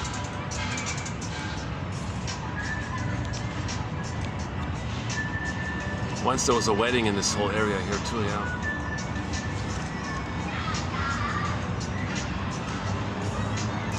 Okay, so related to dream interpretation is, of course, the bread and butter, the nuts and bolts, called free association. So just say what comes to mind, and just in your daily life, think about something in your day, what's going on, and just keep talking. Just free association. Now notice when you block. Okay, notice when you block. Notice when you change the topic. Paul Gray focuses on this point about changing the topic. While you were talking about this, did you notice just now you started talking about the weather? Okay. Yeah, you're right. I was feeling angry. I didn't want to face this, so I changed the topic and talked about the weather. Yeah, what's the weather got to do with it? That was a defense. So defense before content. So identify first the defense. You change the topic. You're talking about the weather. You identified the defense. You identified the thing you did to make you not want to face the truth. So defense before content. So you point out the defense. I noticed just now I noticed that now you're talking about the weather. Oh, you caught me. You caught it, eh? You caught my defense, son of a gun. Well, that's because I was feeling upset about what I was just talking about, to get away from the pain of it, to squelch it, to soothe myself, to get away, to escape it. I talked about the weather, and you noticed it, son of a gun. All right, I'll go back. And why did it change the topic? Yeah, why'd you change the topic? Well, I'm angry. Okay, go on, I'm here. You know, tomorrow's report, it's going to rain to it. Defense before content. Okay, so free association. Okay, the next one is either you got to get the both end, the Jane mind, the both ends. So I won't do that one here. So you got to get the both end thinking, third side of the coin thinking. So that's a key one. A lot of these someday fantasies, like these someday beliefs, you know, someday if I repeat what happened in the past and the present, I'll change the past. If I do it again and again and again, maybe the past will change. Maybe I'll get a magical, better past. Maybe a magical time machine will appear, and I'll get the proper past. Doesn't make sense. But you have this relentless false hope that if you repeat and you repeat, you'll change the past. You got to face this someday delusion. You can have 20 lifetimes. You can have 1,000 lifetimes eating ice cream. It never translates to you being nursed properly with your mother back in the nursery time. You can have 1,000 lifetimes eating ice cream. It doesn't matter. Symbolic pursuit following that critical time never changes that event. Okay, and there's endless examples about this. We can have endless examples about this. The recent one was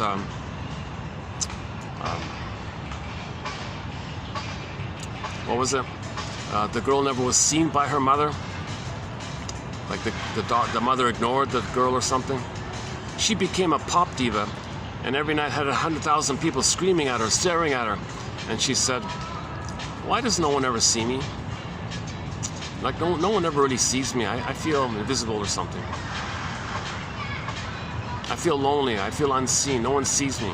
She said she felt lonely because she felt lonely with the mother. So she has 1 million people staring at her. She feels lonely still. Okay, a more relatable one, I think, is the professor guy. He said the parents never listened to him. He became a professor, and for 50 years gave lectures to large lecture halls, and all the students were, you know, carefully taking notes and carefully listening to him and just taking notes like this. When he retired, he said, "I don't know what it is. I've never felt heard in my life. You've had tens of thousands of students listening to you. I've never felt heard." So it doesn't apply, right? Something post that critical time doesn't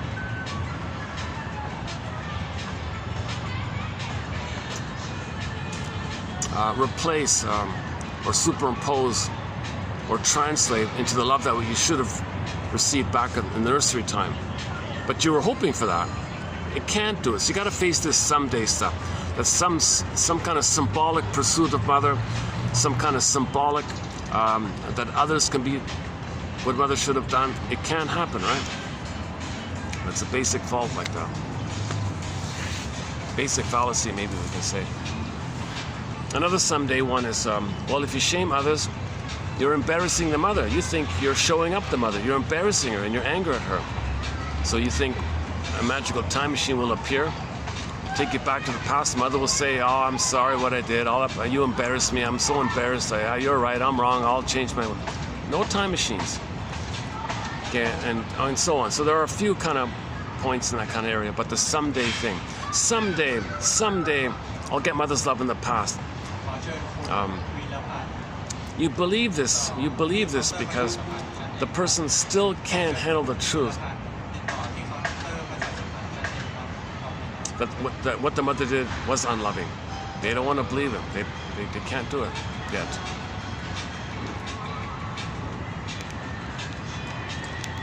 Okay, another core task is these beliefs that we created at birth. Okay, so to get along with the mother, to make some kind of sense of the situation, we were in pain when mother didn't love us. So when we were in pain, Maybe we thought we're being punished. Did we do something wrong? Why are we being punished? Because pain. Or we thought mother rejected us. Is it because we're unwanted? Are we defective, unwanted? No, we weren't. All babies are lovable. But if the mother has a problem, the child thinks that in response to mother's rejection. But the baby's born good, but he believed he was quote-unquote defective when mother traumatized him. But he wasn't born traumatized. He was traumatized by a mother. Then he thought things post the trauma to manage to make some kind of sense and order of it all. Primarily because he needs to believe the mother's loving. So if he's in pain, he just thinks he's no good, and he's in debt, and he's in guilt, and it's his job to save her. It's his job to fix her. And mothers set it up that way because they take that effort by the child and regard that as mirroring efforts by the child to the mother, whereby the mother thinks the child should be the mother. See, the mother's doing the same thing. The mother is symbolically looking for mirroring through the child. Mother says to herself, mother never mirrored me. All right, baby, you do what mother should have done. The baby cannot do what her mother's mother should have done. But the mother's doing that. So she hurts the baby for that. In response, the child makes the false belief he's defective. No, the mother was whacked. Impaired. She was impaired. She was impaired.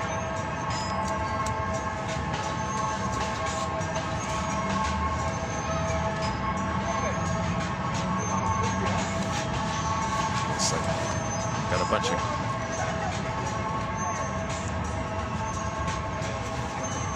The new guards are slowly getting to know me here. That's good. That's good. Okay. Can I sit back here?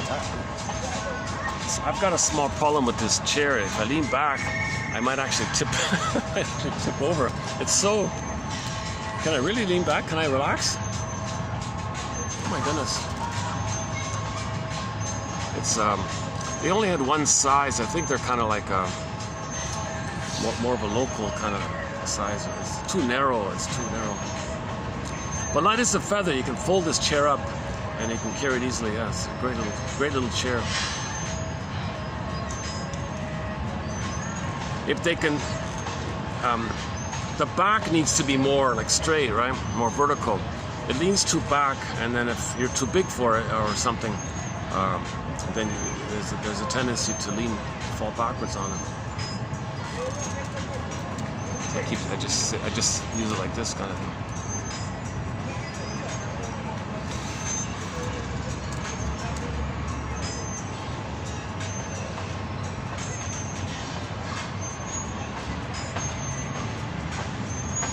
Oh, they got a whole bunch of extra guards because of all the stuff. There's a whole supply of things in there.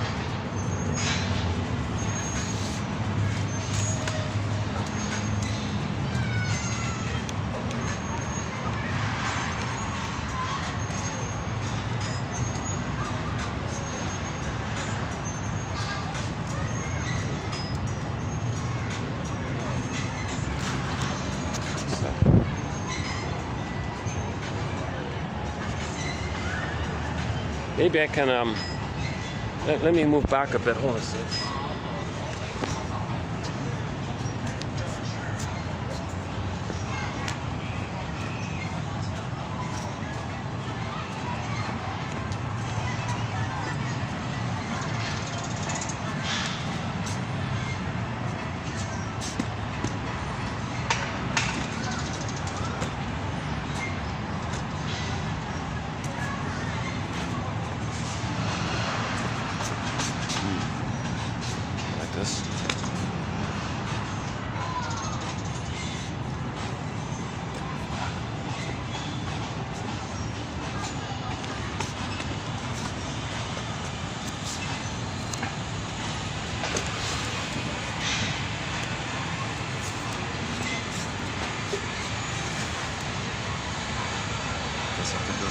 Let's try this way then.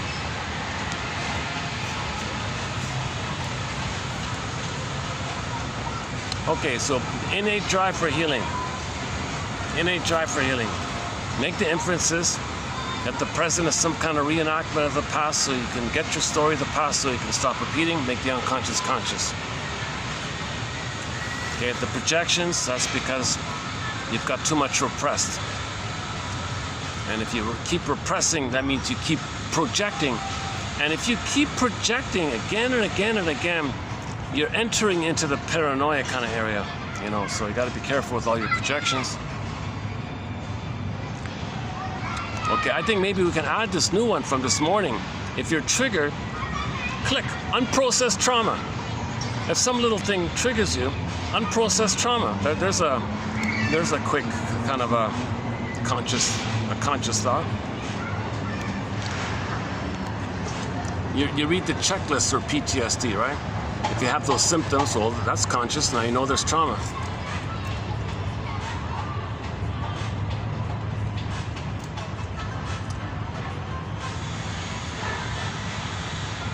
Okay, dream interpretation, free association, finding the both and thinking, the third side of the coin way of thinking. To do that, you got to get the truth about your parents, their birth order, what's their personality, are they a stinger or a clinger? Then it sets it up where you can know the truth that your mother failed you, the greatest hurt of all. Mother failed me. She didn't love the baby. She couldn't love the baby. The mother didn't love the baby. She actually hurt the baby. Okay, so you gotta call a spade if you're gonna heal. But that leads to both and thinking. That leads to reality thinking. Okay, reality leads to healing. If you do flim-flammery, you cannot heal. That's what Baba Yaga. That's what Baba Yaga is about. Anytime you do some flim-flammery, it's rejected. Baba Yaga only lets you pass towards healing if you're honest about something.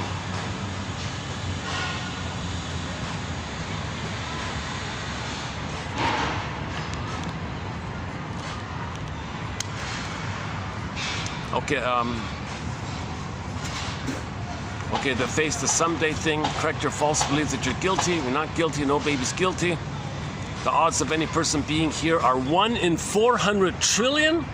The odds of a person being here are 1 in 400 trillion. So we're all chosen by nature. If those are the odds, we're kind of chosen by nature like this. And nature likes everyone to be a little unique. Nature's greatest miracle, you know, where babies are lovable. They're meant to be loved. They're meant to have a mother who meets their basic needs so they can be themselves and shine the light. Everyone's better off like that. That's the natural state of affairs. They have their beingness, but if the mother's impaired, then she impairs the child because she doesn't remember that she's impaired. In her attempt to remember that she's impaired, she impairs the child. So she repeats in an attempt to remember. So she acts out in an attempt to remember. So study repetition compulsion. Definitely. So go to Paul Levi-Russell's quotes beginning with 2199. Okay, now let's pick up back on the dreams one. So we mentioned already about the Senoi. That one's done already. But similar to the Senoi one is a guy named from the Seattle people, Chief Seattle. Dreams, said Chief Seattle. I'm assuming the city is named after Chief Seattle, and there was an indigenous group called the Seattle people, kind of like the Iroquois and the Mohawk and you know, the Mi'kmaq and so on, right? Dreams, said Chief Seattle, are given men, quote, in the solemn hours of the night by the Great Spirit.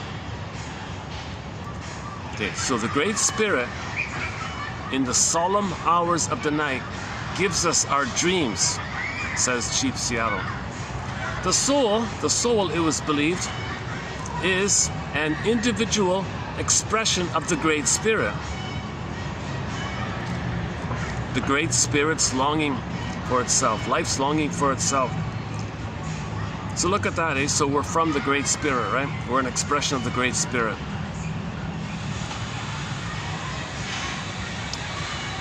but the soul would wander in darkness unless it received a guiding light.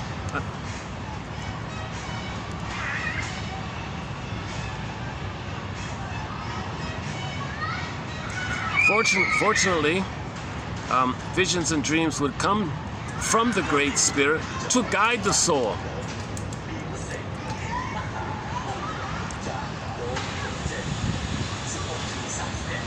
To support our beingness, to support our connection with ourselves.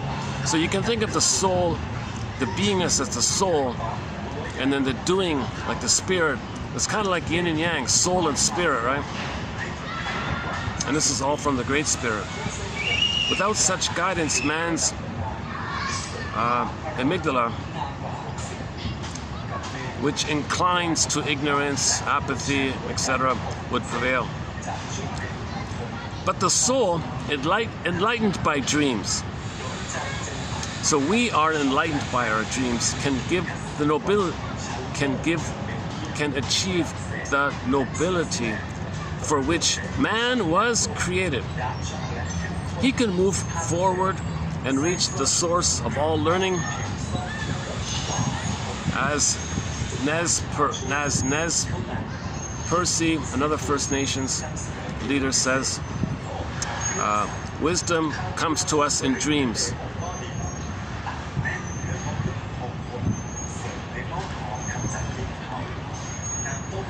It is what we do with our dreams in our lives that's important.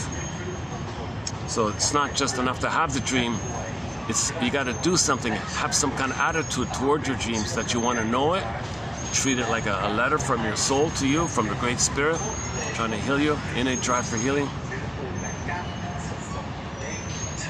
Each dream is a personal experience in which there is revealed to us a bit of knowledge about ourselves. Okay, that's key, right? Each dream is a personal experience in which there is revealed to us a bit of knowledge about ourselves. Come on, know yourself. I'm helping you to know yourself. This dream is a bit of knowledge about you.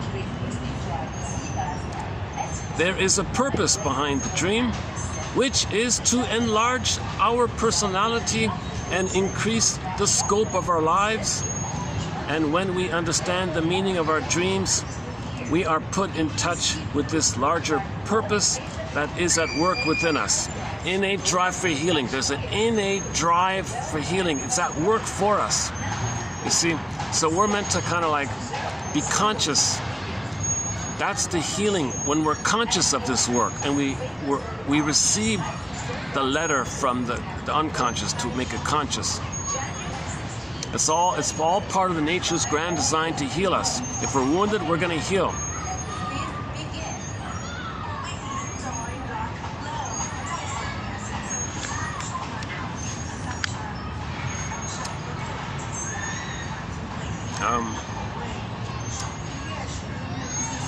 Senoi. Oh, here we go. Dream interpretation belongs to everyone in the Senoi community. Dream interpretation belongs to everyone in the Senoi community. Yes, it's true, there were specialists. The shamans were called the halaks.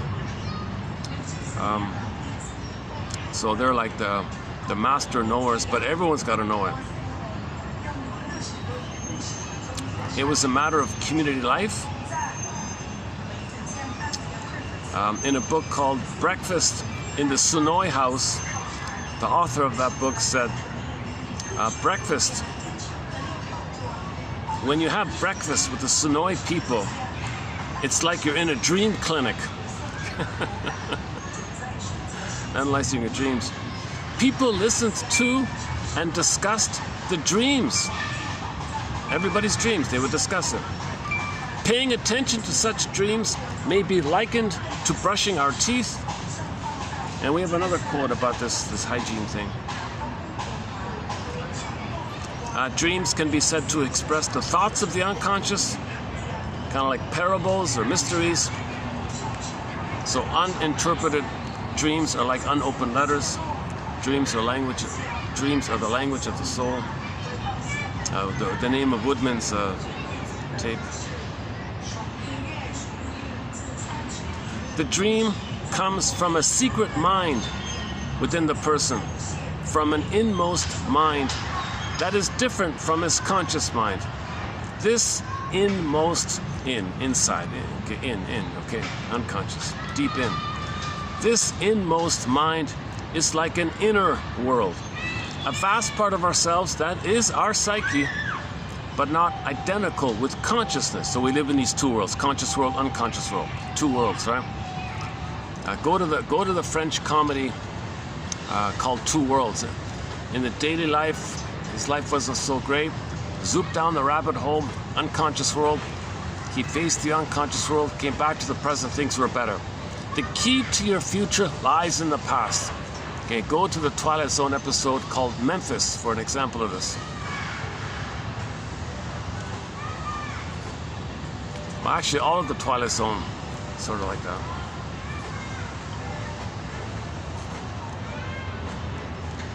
Most of the Twilight Zone episodes have a psychological kind of message.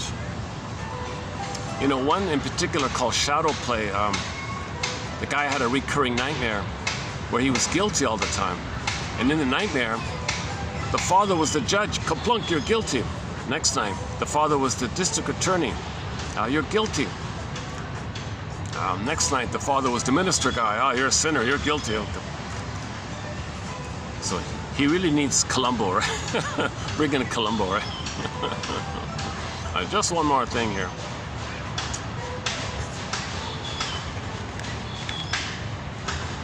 So he had to be his own Columbo. So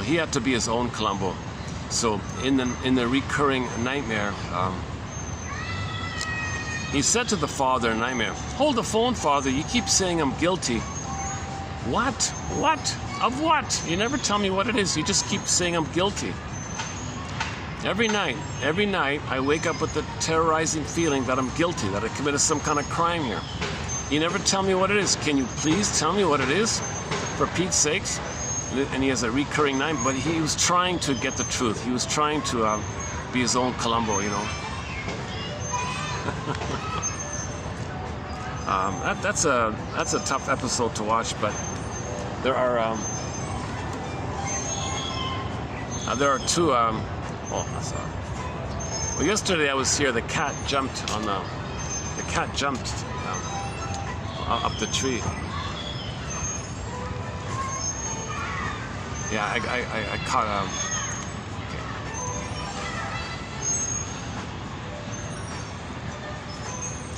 If anybody is from Istanbul and they happen to watch this, you gotta be kidding. We've got cat aerobatics going on all around us all the time. You're talking about one little jump?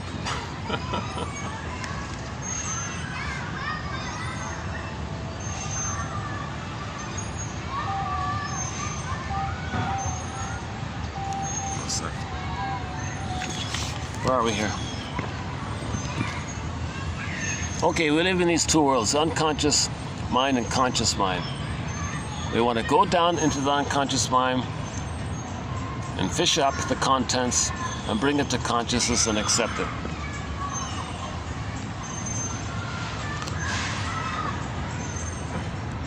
And if you don't know what's going on, don't push it. Just say, I don't know what's going on. See, like, you can't push this kind of thing. It's going to come up naturally. If you're relaxed and you're calm, it might be easier to see the fish or something. A psychic intelligence within us knows something we don't know, and that has a purpose all its own. This purposive quality of dreams comes because they seem to be in the service of the individuation process. Okay, so the healing process, aka individuation, growing up, becoming an adult, healing, so resuming development. Okay, mourn, okay, lift the anchor on the arrested development and resume development. So you got to find that anchor. That's called the thorn. Pull the thorn, resume development. So in the Twilight Zone, you got the thing called Saturday. Okay, the healing journey in 7 parts, and the 7 parts were named after the days of the week. Sunday, Monday, Tuesday, Wound Day, Thorn Day, Free Day, Shatter Day. I could spend 2 hours on that episode. Another good episode to watch is Gabe's story. Another one is called Wong's Lost and Found Emporium. Howling Man is okay, about the rebounding aggression like that. Take My False Light, Please. That's a good one.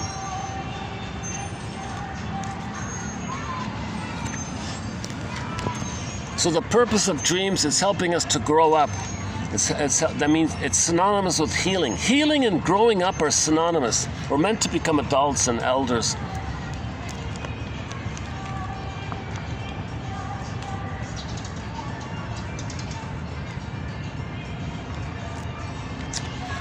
Dreams can be likened to fishing. Those living contents that emerge in our dreams often act as though they want to be caught. They attach themselves to our line, so to speak, and seek the light of day. However, we must take the trouble to put the line out and bait it with our expectancy.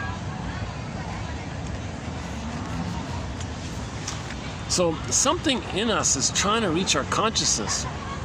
So we want to cooperate with that. All right, put the line in, put a bait on the hook, allow it. Like, be willing to accept this letter. When you wake up in the morning, I got a letter. Woo! You know, you got a letter. You want to welcome it with delight. And okay, so when you wake up in the morning, TTAQ, give the dream that you remember a title, identify maybe like a theme. Okay, A for affect, what's the main emotion? And Q, see if you can imagine a question your double self, your secret self, your shadow soul is trying to ask you.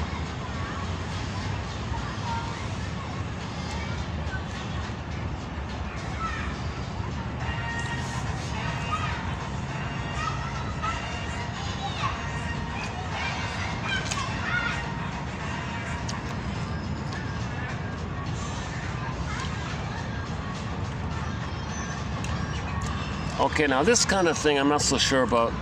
Sanford says, well, if you dream about a horse, well, a horse may be used by a dream to represent the animal energy of the body. That's like your golden projection, right? Maybe you're getting in touch with your embodiment. You might see a horse, so you're getting closer and closer to your embodiment. If you see a horse in your dream, maybe you're getting closer to healing. You're getting your embodiment. A house, if you dream about a house in a dream, well, that might be your body.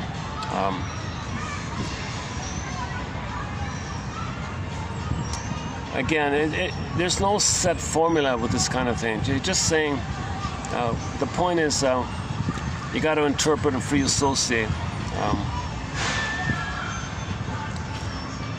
Though it is a rare occurrence, it is also possible for us to dream of something in the psyche of another person, to produce,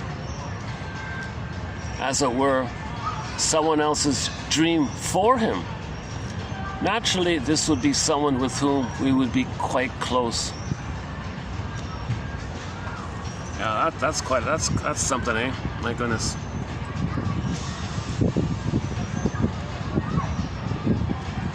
So if the husband and wife are very close, of course, the minds might blend sometimes, and you might pick up contents from your partner's psyche and have a dream like that. Okay, a link, so one episode for this would be the one about the Doberman Pinscher. Let's not do that one there.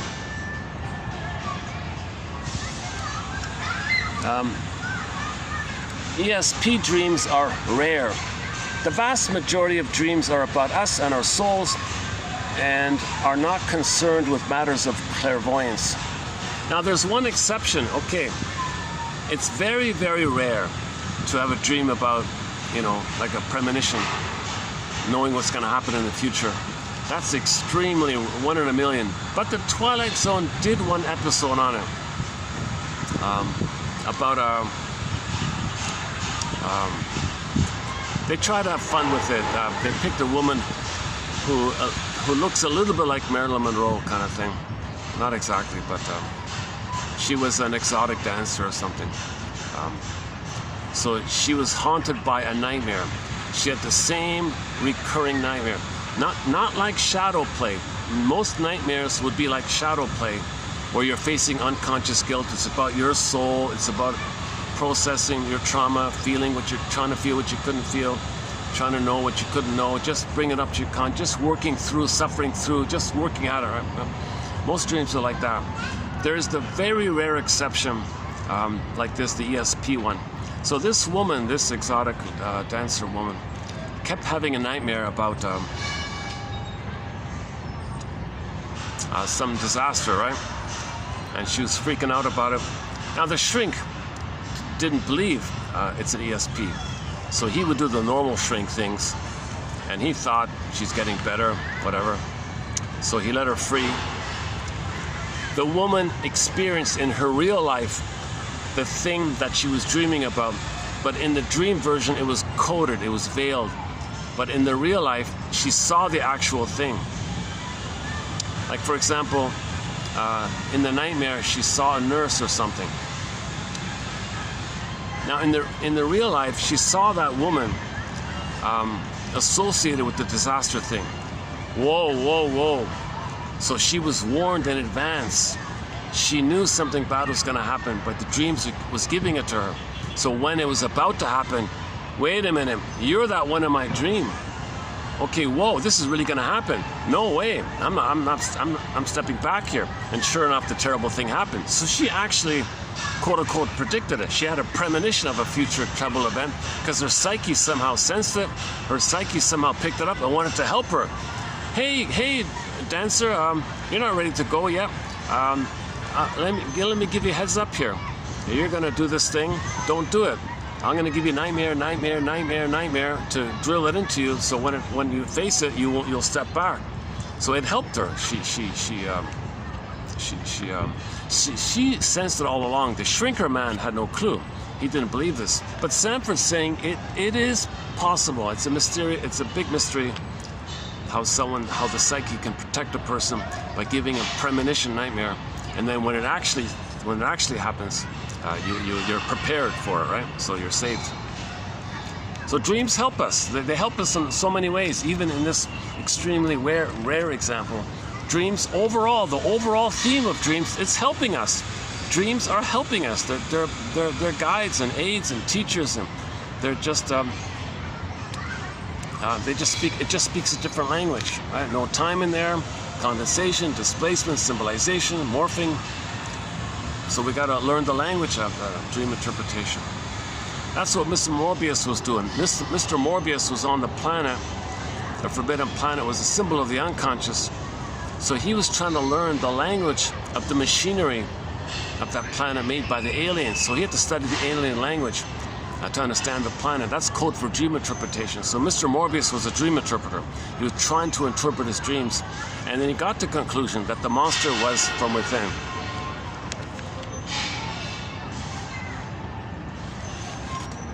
All human bodies have the same structure, yet no two are exactly alike.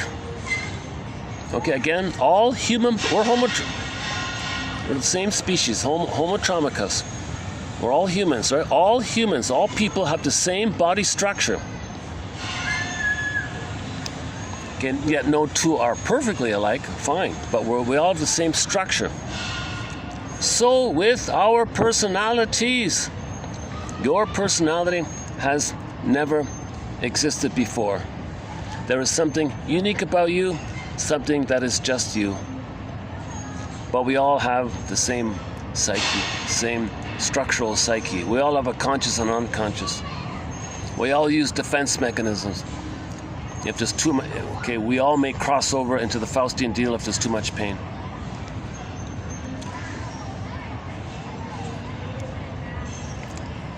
Dream recall is aided by certain things and disturbed by others.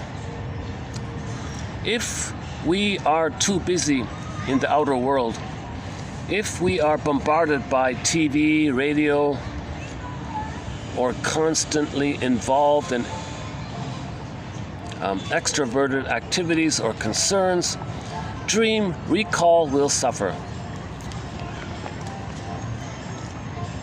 It has also been shown that alcohol greatly inhibits dream recall, as do most sedatives and drugs.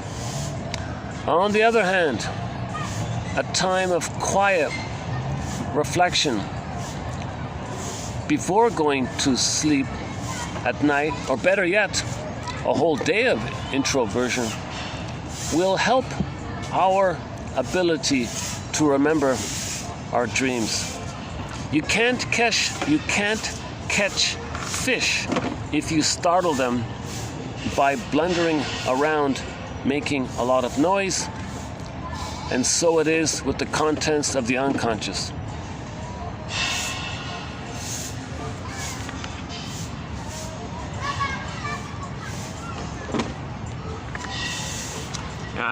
So maybe that's one issue around people drinking. They don't want the nightmare. It buries it, right?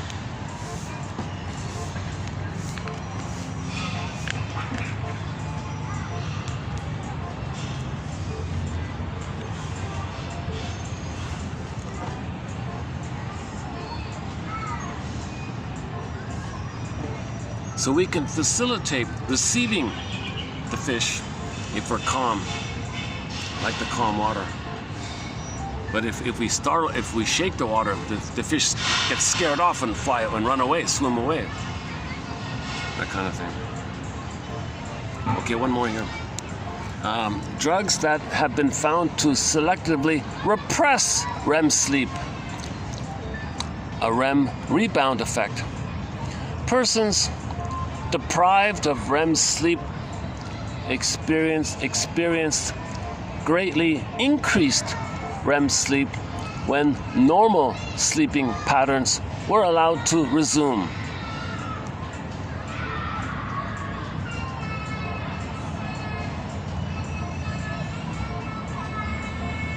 Okay, so if you suppress your dreams with too much alcohol and then you stop drinking alcohol, you may get like a flush. You may get like a huge amount of REM sleep.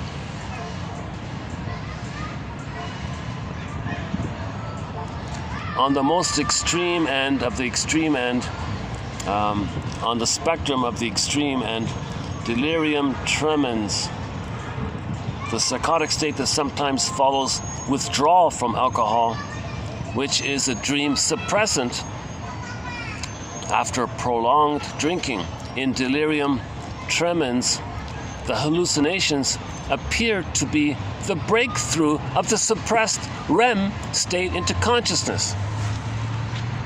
Okay, so you might not truly be having a psychotic break, but you may have a period of time where your unconscious pictures, you see it in front of you, because you buried your REM imagery, you buried it, and you stopped, and it's going to come up to you. So much comes up, you may have a temporary, mild psychotic break, but after a while it'll go back to normal kind of thing. So it's not a true psychotic break. And that's new to me. That part's new. This idea is new to me too. So in conclusion, we need our beauty sleep, i.e. REM sleep.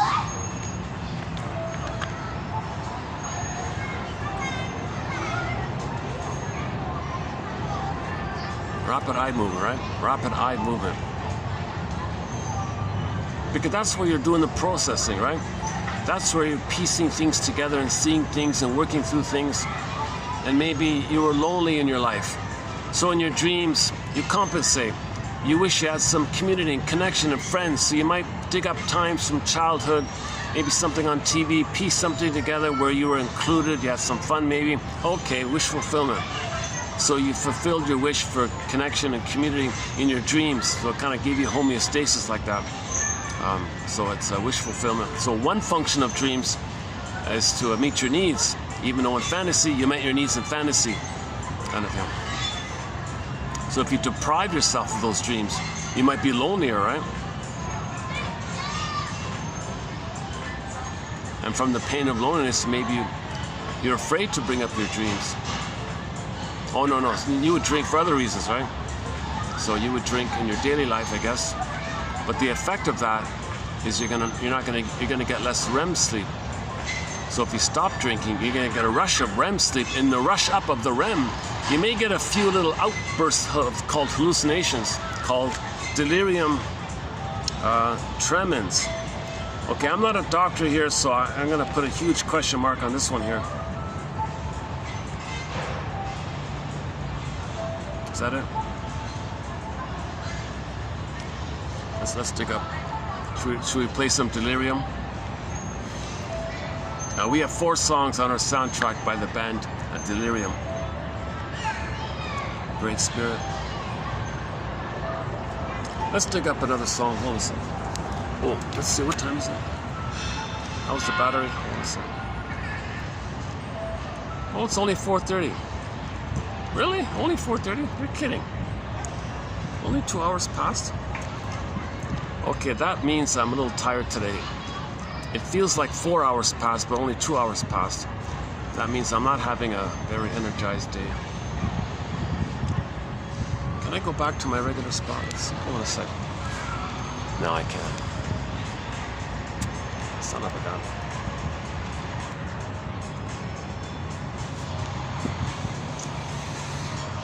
Okay, let's dig up a song here. Hold on a second.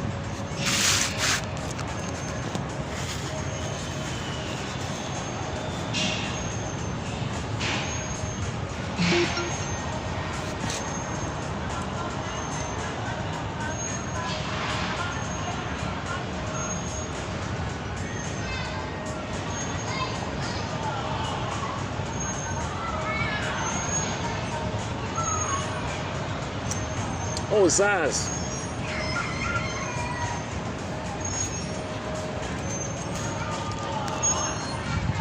Oh, I promised to play a song by the singer Zaz called Eboule Pareni. Here it is here.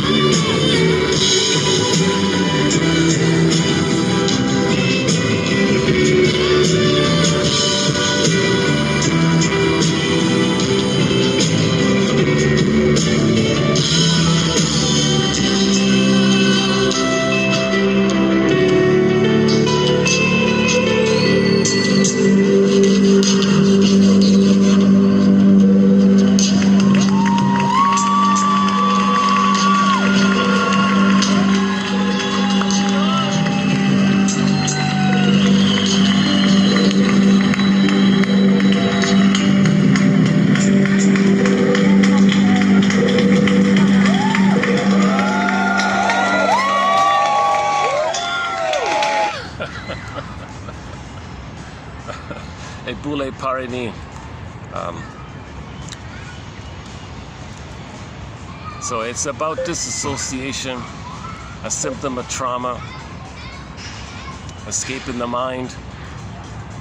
Where does the child escape when there's no escape? He escapes in the mind. So this woman is easily triggered. Her dissociative response is easily triggered. So she's on the subway platform, and she's reminded of the loss or something, and the subway trains, they're passing by the lights. She can see the lights of the subway trains, so she's bedazzled by the lights. So she's kind of like, she sees the lights, but she can't feel, she can't walk onto the train, she can't go forward, she can't take a direction. She's kind of stunned on the subway platform, and the old boyfriend passes by, doesn't even say hi to her. So she's stunned like this, but she sees the lights, you know, so she's bedazzled by the lights, kind of thing. So she has complicated grief.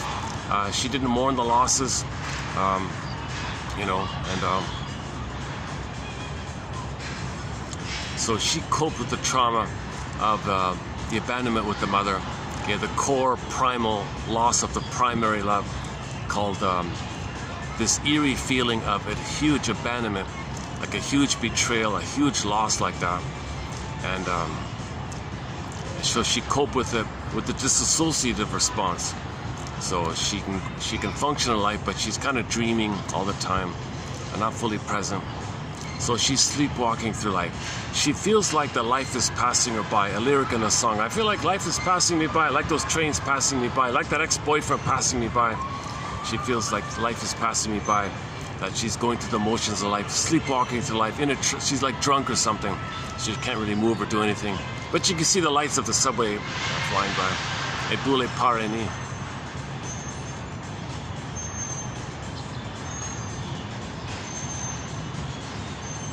I recommend the discussion recently on the 2 videos ago about a guy named a Hungarian shrink named the Balant, Michael Balant, Balint or Balant or something. He describes the core trauma with the mother as a basic fault. There's no biological fault. There's no genuine person defectiveness. It just kind of feels as if it. So when you feel like there's something at a core place, that kind of core abandonment syndrome, that abandonment neurosis, that abandonment complex, this core basic primal abandonment by the mother, betrayal trauma, the jargon is the basic fault. So he doesn't want to use pre-Oedipal trauma, because that implies that if you're in the Oedipal phase, that you resolve the pre-Oedipal phase. But no, the Oedipal phase is really the pre-Oedipal phase. Now theoretically, the issue of the clingers when they're trying to self-activate, that's Oedipal, the 3-person psychology. Okay, so the 2-person psychology is the pre-Oedipal, they say. The 3-person psychology, or the 3-body psychology, is quote-unquote the triangle, the Oedipal. Okay, it doesn't mean what it means when you first hear that term. It's a myth. Myths are symbols for inner dynamics. So in the inner dynamic, the memory was baby and the mother were one. That's the pre-Oedipal, so-called. Now, if he is loved and he can separate from the mother and engage in the world where he expresses himself, that's the triangle. That's like the 3rd kind of place. That's a triangle, the love triangle like that. He may be confused about that aspect of it all, but he doesn't want to go back to looking for the oneness. So in the old jargon, they say pre-Oedipal or Oedipal. He said, let's clarify something here. If you say Oedipal, you're implying there's no pre-Oedipal. You get past that. No, most of the time the Oedipal is the pre-Oedipal. So it exists all the time. Requiem for Methuselah, the eternal love triangle. It's really the eternal basic fault, the eternal abandonment syndrome. There is no triangle. Okay, if the 6,000-year-old man in the Star Trek episode was looking for mother, and Kirk was looking for mother, and they were fighting for this mother, that's a pre-Oedipal thing. So there was no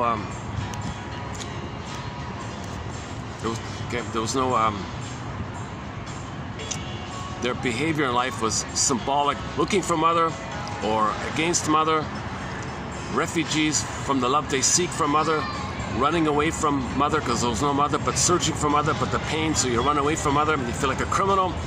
Okay, enter the Fugitive TV show. Richard Kimball is a fugitive from the justice he seeks. Okay, the baby feels like a fugitive from the love that he seeks. That's the pre-Oedipal. So let's call it the basic, something more core, primary, basic fall. Because in the Hungarian language, whatever the term is in Hungarian, the nuance you get it. The closest approximate English translation is the fault. Like there's some kind of core defect. There's no defect, there's no fault. It just feels like there's some kind of fault. But when you say the word fault, you concretize it too much. It's this eerie feeling that something's wrong, something's missing, the primary love wasn't there, so like a basic fault. And this basic fault can be there the whole time. So even when you're trying to express yourself, that's the so-called Oedipal. No, it's the basic fault. You can't express yourself because what you're doing is looking for mother, like the 6,000-year-old man in the Star Trek episode, season 3, entitled Requiem for Methuselah.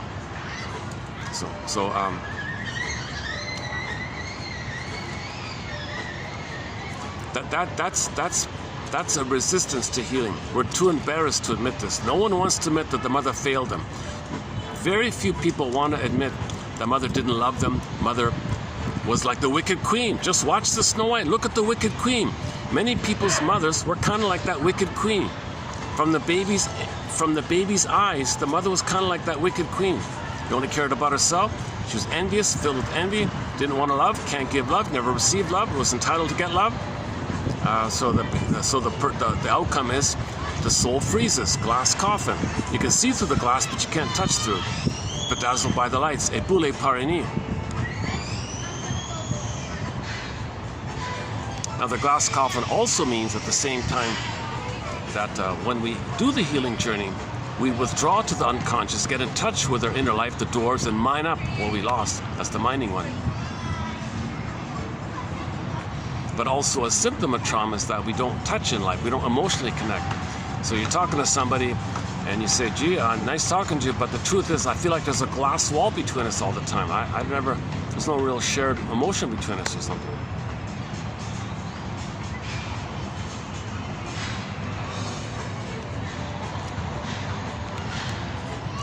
But in the glass coffin metaphor, the reflecting idea was like you see a reflection in the glass like that. Well, the word reflect also means to self-reflect, to know thyself. So this is the time when we engage in the know thyself, shrink yourself, analyze yourself, working through, suffering through, making inferences, reading psychology, reading, watching The Twilight Zone, watching psychologically minded TV show and films which have a psychological or analytic message. Like many of the Twilight Zone episodes just mentioned, Gabe's story, Wong's Lost and Found Emporium, to see the Invisible Man, Take My False Light Please, Memphis, the Howling Man, and a bunch of others. So as I discover these Twilight Zone episodes, I'll be commenting on them. I've discussed about a dozen of them so far.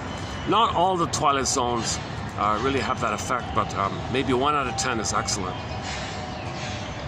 Kind of like a hit song on a CD. If there's one hit song, that seems to be the pattern. And also here in our collection, we post 10 quotes on average with the hope that one will click. I hope there's one hit quote in each batch of 10 we post in each video. So the daily mission is to read the quotes, roughly 10 on average, and find that one hit. Hopefully there's one.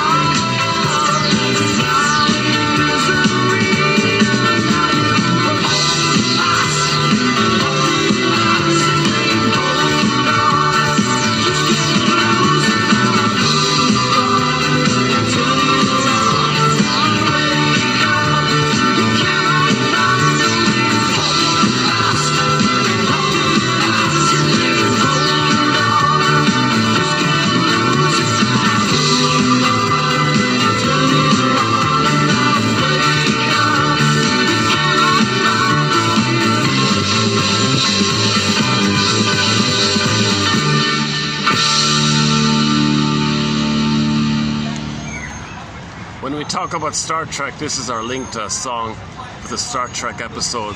The song is called Phasers on Stun. A band called FM. They only had 1 or 2 hits in their day. That's one of them.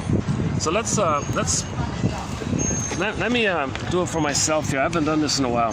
So again, your mission for your consideration is to, in each batch, there's roughly 10, sometimes more, sometimes less. But see if there's one. So for example, in my case, let's try, okay, so the one about the Senoi. Okay, the Senoi, it's a dream clinic. Breakfast in the Senoi house is kind of like a dream clinic. They liken it to brushing your teeth. Okay, spiritual hygiene, psychological hygiene. Every day, okay, just comment on in a safe space. That brings more to your awareness. Okay, we live in 2 worlds, okay?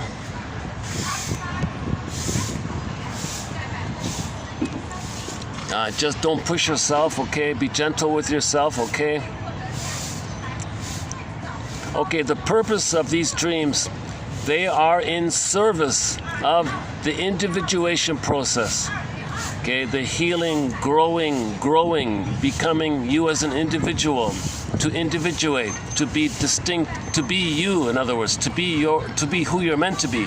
The jargon is individuation. You're not going to be your mother. You're not going to always fight with her. You're not going to be her imitating her. You're not going to try to save. You're going to be yourself finally. Then you're individuated. That's the normal state of affairs, to be yourself. That's how the Great Spirit wanted it to be. You're not put on this planet to spend your life serving your mother all the time. That's ridiculous. She's got to heal herself. The mother's got to interpret her dreams. She can't keep turning to the baby, to the child, to mother them, and that way they don't have to grow up. The mother needs to grow up as well. Each dream is a personal experience in which there is revealed to us a bit of knowledge about ourselves. Okay, the Chief Seattle one, I like that one, yeah, okay. Okay, the one about the REM, okay, question mark. This idea that maybe when people might be doing things, it suppresses their dreams. So maybe they're afraid to even, get feelings in their dreams.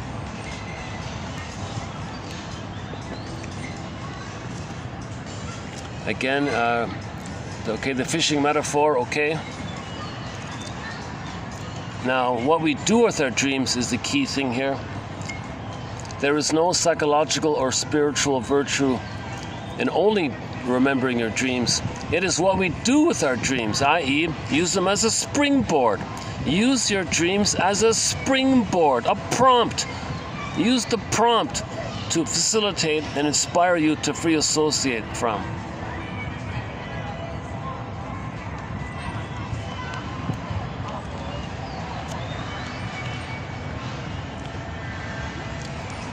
Okay, the commonality. We're homotromicus, we all dream.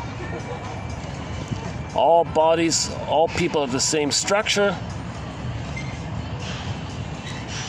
So we all have the same, kind of structure in our brain, our body, or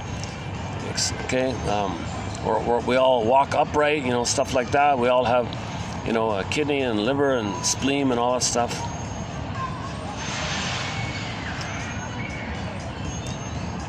But since we're all a little unique, our personalities will be a little unique, and likewise with our dreams and our healing journey. So no, everybody's healing journey is going to be a little unique, but we all have the commonality of needing the healing journey, called the midlife audit.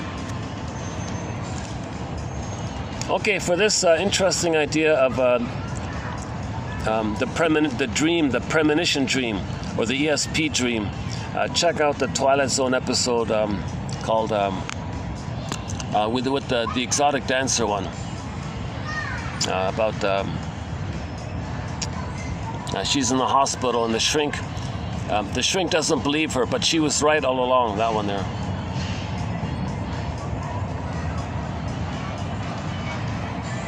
and the possibility that you might be picking up stuff from your partner because of the immense intimacy. In intimacy, sometimes there's a feeling of fusion, like a oneness feeling. You may absorb in your mind contents from her mind, and then you dream something that she should dream. See, that all the more reason to talk about your dreams.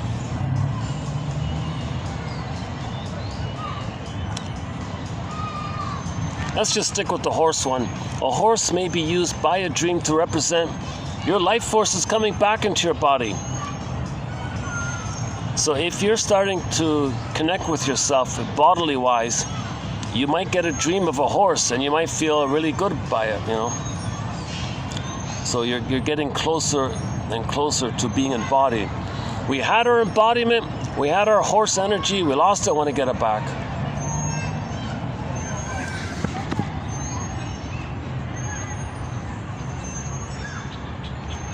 It could be any animal, not just a horse, right?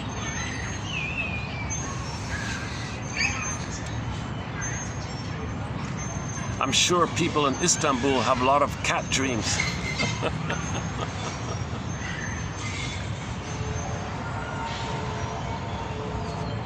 Let's see how we're doing here.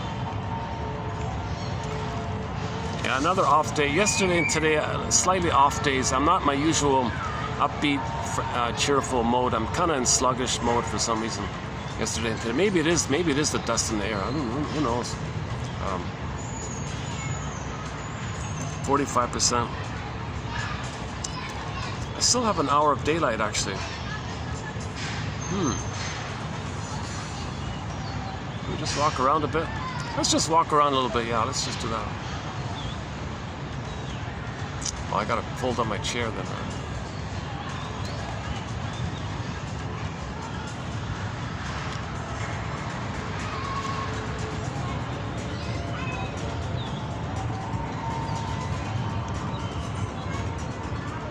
Okay, let's just, let me move the chair over into the main area there. Yeah, let's do that. Okay.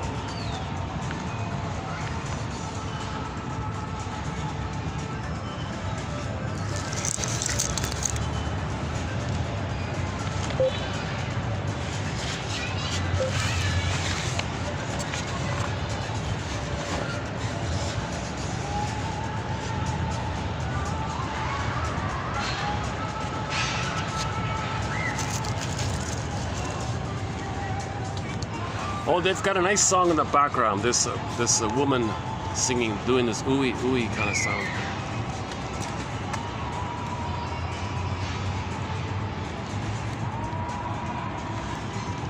Maybe like almost like a prayer or a chant or something.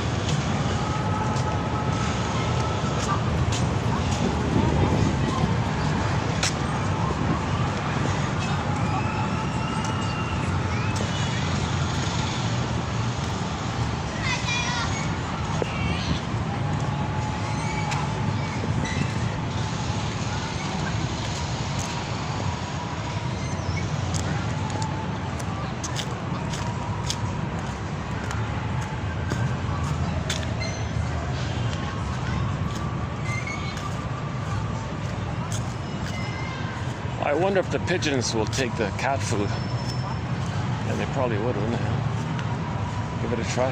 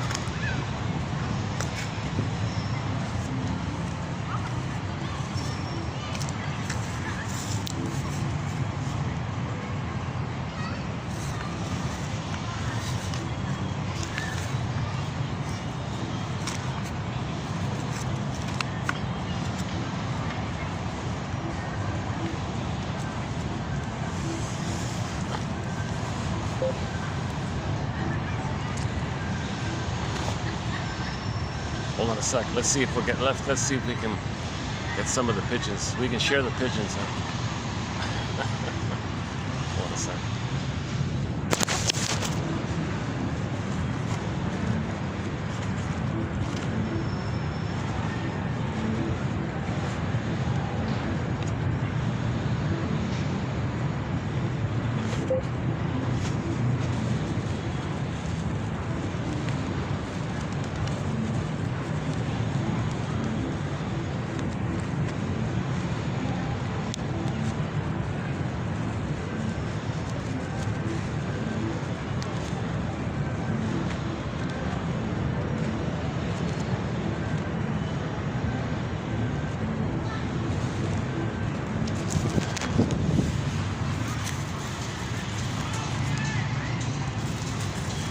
Oh, what do you know? Oh, what do you know? They do like uh-oh. I dropped in my bag. Hold on a second.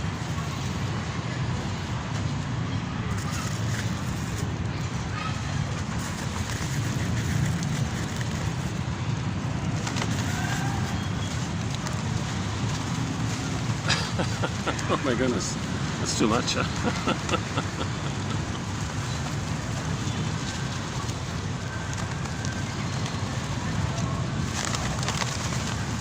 Oh, Jesus.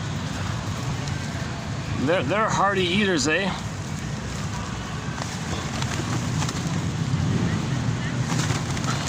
Oh, shit. Oh, Jesus Christ. They're stumbling over each other, huh?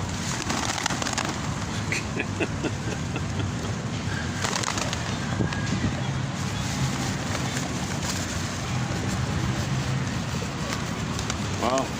I've only got a little. Is that it?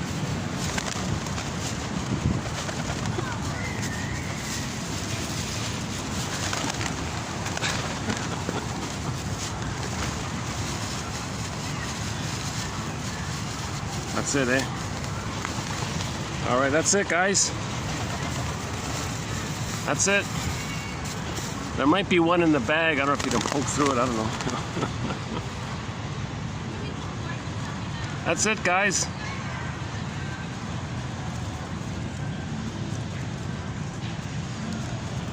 There might be one in the bag if you're willing to poke through it. No. No, seriously, that's it.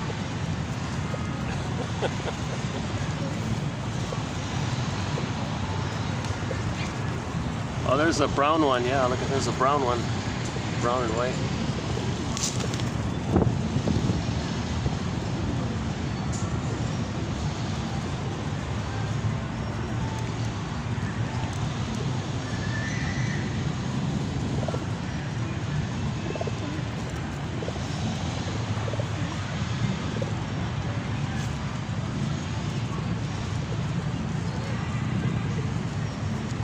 Why don't you pick at the? Why don't you check out the bag? I think there's one in here. Look at that. There's one in there. Look, there's one in there.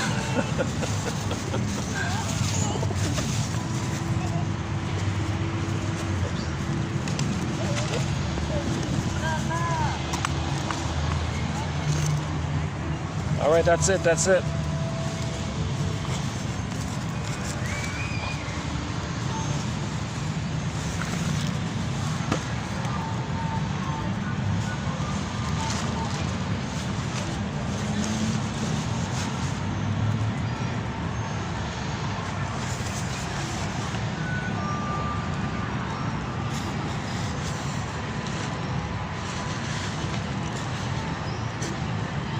Okay, we do have one pigeon joke in our humor thread. Should we do it? Yeah, why not? So there's, it's about a woman who was entering into midlife, and she was feeling the pain about getting older and needing to possibly feel the pain that her hope to find enough money that would mean being loved by the mother in the past. She doesn't want to face that pain of giving up the hope that something that money and success can be mother in the past.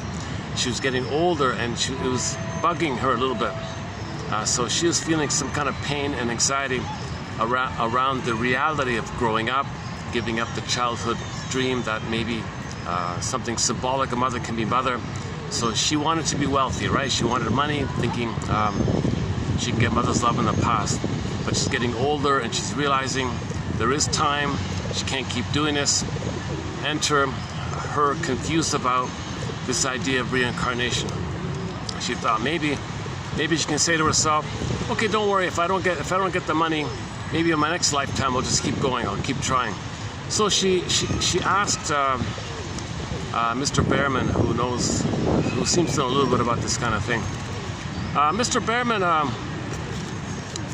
what's with this reincarnation thing?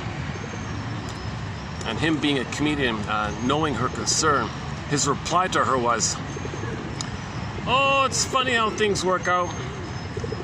I once knew this guy who wanted to be wealthy in his lifetime. He was reincarnated as a pigeon and made a deposit on a BMW.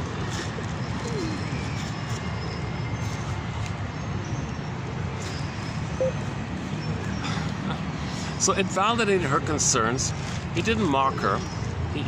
So the joke was helpful. She laughed like that. So she accepted it, didn't feel embarrassed by it, expresses her anger and the fantasy that she bought a fancy car, but her anger was the play on words, right? She made a deposit on a BMW that pigeons commonly do all over the place. They make deposits all over the place, don't they? So that kind of joke, the reason she laughed was because she felt safe in the second part. So humor is usually about you feel some tension in your life, and then when you feel safe, you might laugh, kind of thing. So it's a kind of a mechanism like that. So in the first part of a joke, you build up a little tension, benign tension, harmless tension. Knock, knock, who's there? A little mysterious, little mystery, a little tension, suspense, you don't know, so you're scared. Not too much, just a little bit. It's called benign violation of your expectation. Okay, then you get the answer. Oh, she got the answer. Okay, mystery solved. So she relaxes because she feels safe with the answer. Okay, there's no danger. She gets the answer. Then the release, the mechanism, she laughs. So the first part of the joke is the buildup of the benign tension. You get the answer. Aha, the punchline, okay, you're safe. Now when you're safe, when before you were a little tense and now you're safe, that kind of release leads to laughter. Now if it's a deeper kind of thing in therapy and you're really talking about your lifelong pain and you really feel safe, oh, then you're gonna weep, you're gonna mourn, that's what you want. So if it's benign, little stuff, you might laugh. If it's the deeper stuff, you might mourn, kind of thing. On occasion, people mix it up, right?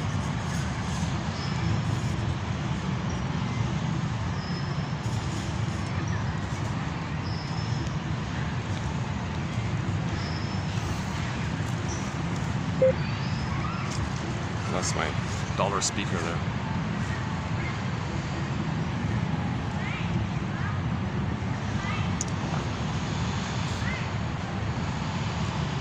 It looks like I can only use the nice pyramid spot like in the early afternoon. I think I have to leave sort of when I did, kind of thing.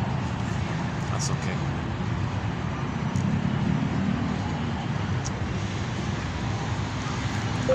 Brodstein likes to analyze people's humor. If it's dark humor, bitter humor, shaming, schadenfreude, put down, oh, that's stinger mode, that's basic fault area. That's primal abandonment with the mother. So others are you shame them, so you're the aggressor. Faustian deal, that's Faustian bargain humor. Put down humor, schadenfreude humor, all the cynicism, sarcasm, black humor, so on. That's Faustian stuff, because others are you and you're mocking them. You're putting them down because you're the aggressor, you're the important one. So you shame your soul, and then you hate them. After you shame them, you hate them, because after you shame them, they're your mother and you hate your mother. So if the humor is perverse like this, this dark kind of humor, that's the basic fault area, the primal abandonment syndrome, where the person didn't bond with the mother properly. He didn't get his needs met, i.e., the mother didn't see the child as a human being, in a nutshell. The mother thingified the child, didn't respect the child as a person, developing person with needs. All these excuses, oh, they don't remember. Babies don't remember trauma. You gotta be kidding. They don't forget it. It's the other way around. They don't forget it.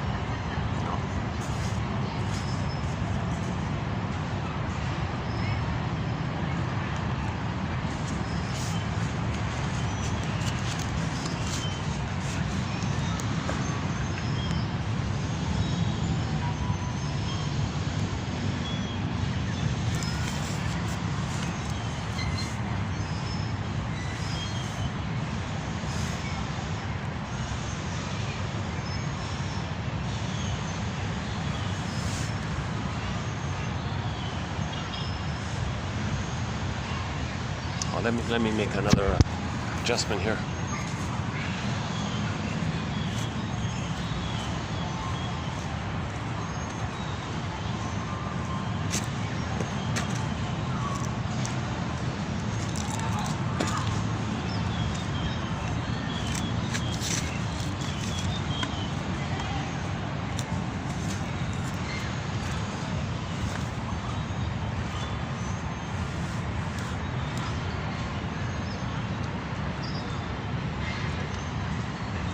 Oh, there's a fish in this pond. You get him.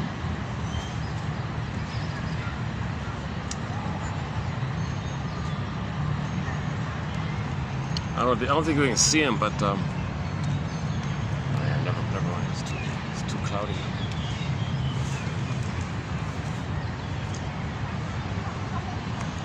This Behrman, the same comedian, has a line. So, Mr. Behrman, are you an evolutionist or a creationist? Either or, come on. With me or against me, either or. He said, oh, I'm both, he said. I believe we were created to evolve. So he brought it together kind of thing. His most famous line is, the truth will upset you free. I use that one a lot. A lesser known one of his is about the nomads. We can all live like nomads. What? What are you talking about? So there's a suspense, right? The first part of the joke, a little suspense, a little confusion. We can all live like nomads, where I nomad at you and you nomad at me. Okay.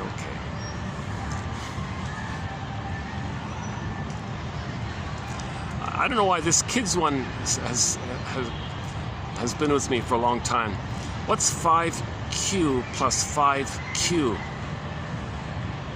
Again, suspense. What do you mean 5Q plus 5Q? What are you talking about, 10Q?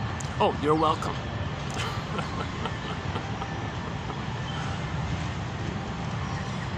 The most recent one with the proverb was in ancient Egypt 10,000 years ago. To describe a person who's kind of aimless or doesn't know what he's going, we say he ate a chicken leg. Had he eaten 2 chicken legs, he'd have 2 legs to go. He can go. The problem was he only ate 1 chicken leg. Okay. It was funny at the time.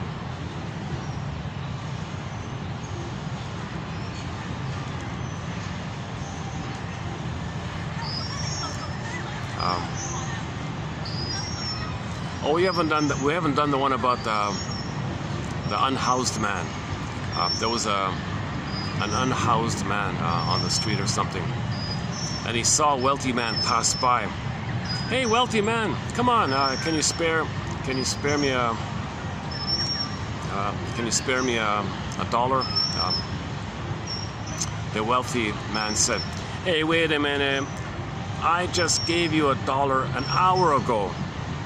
Oh, that's your problem, sir. You're living in the past. Come on, live in the present. Enjoy the present. Be here now. Live in the present. You're stuck in the past. You're living in the past. You're dwelling in the past. Come on, get out of the past. Be in the present.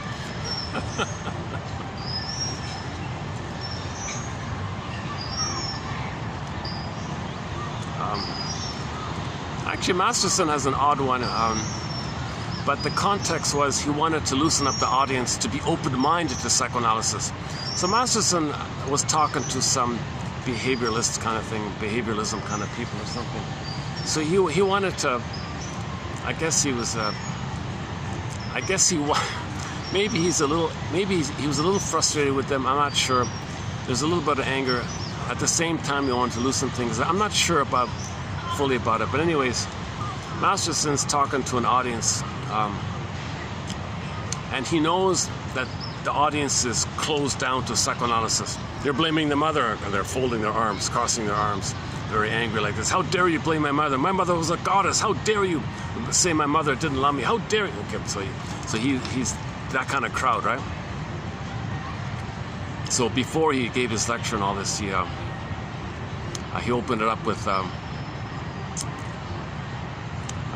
joke as follows. He said that a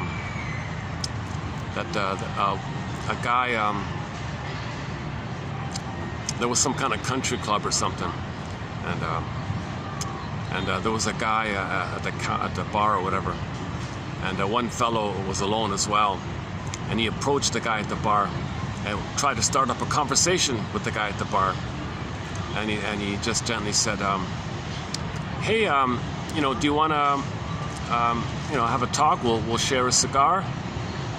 Cigar? Oh, no. I tried that once. I don't like it. Oh, okay. Well, perhaps we'll share a drink, a sherry. Oh, no. I tried that alcohol. No, I don't like it. Oh, okay. You see, sir, the thing is, I'm waiting for my kid, okay? I'm waiting here for my kid. Like the first guy said. You're only one, I presume. You're only one, I presume. You're only one, I presume. So he tried to then say, try not to be like that man. Just like he tried it once, he gave it up. Well, you heard about psychoanalysis, he gave it up. So don't be like that guy. So he was just trying to loosen up the crowd a bit. He had a tough audience, I think. You're only one, I presume.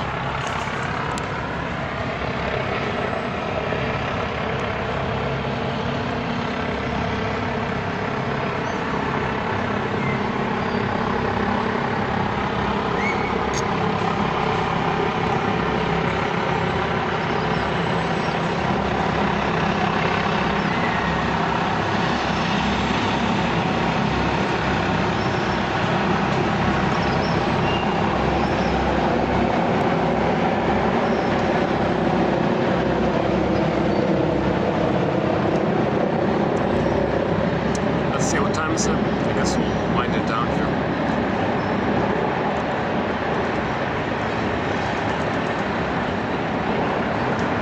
Well, I've got about a good 20 minutes of light still.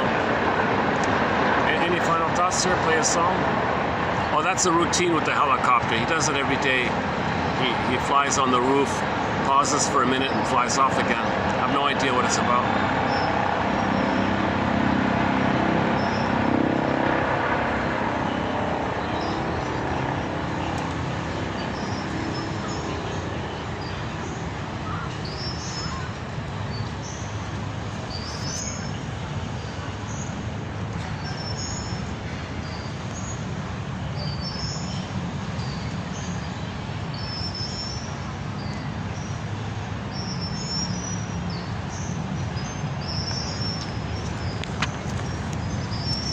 Okay, let's maybe do a preview for. So what's coming up? So today was 2971. Okay, what's coming up in 72 here? Let's see. More from Sanford. Okay, we've got some more from Sanford. Yeah, fish are a favorite symbol in our dreams for contents of the inner world. Fish lurk under the surface. They may be abundant, but they are hard to see. However, they may be caught with patience and skill, and when they are caught, they may be eaten and so taken into oneself, assimilation. The contents of the inner world are also below the surface. They too may be lifted up into consciousness and taken as food for our lives. Okay, there we go. That's a good one, yeah.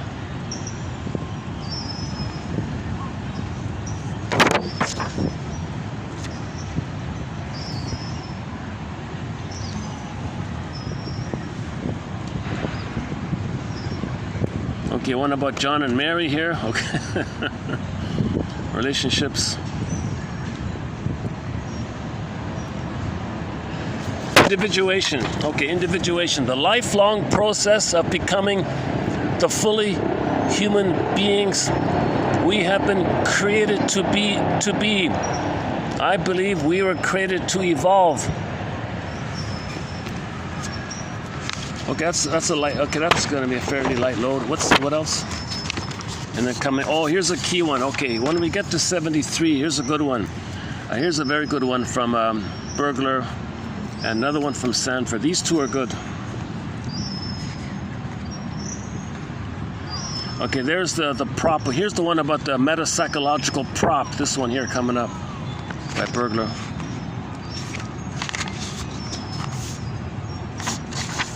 And then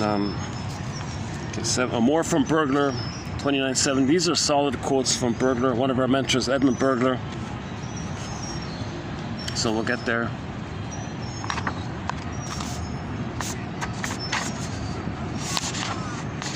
That's today's one.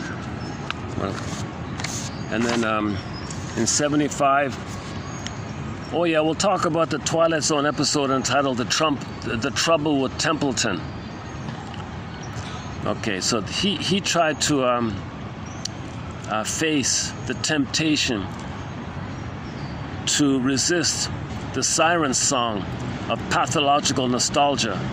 So he addressed this for himself. He didn't want to live in the past. So he went to the past, and his memories told him, no, you don't belong here, go to the present. So we'll talk about that one. Okay, one about Narcissus, okay. Oh, the one about the Muses. Okay, that's not bad. The Muses by Chinen.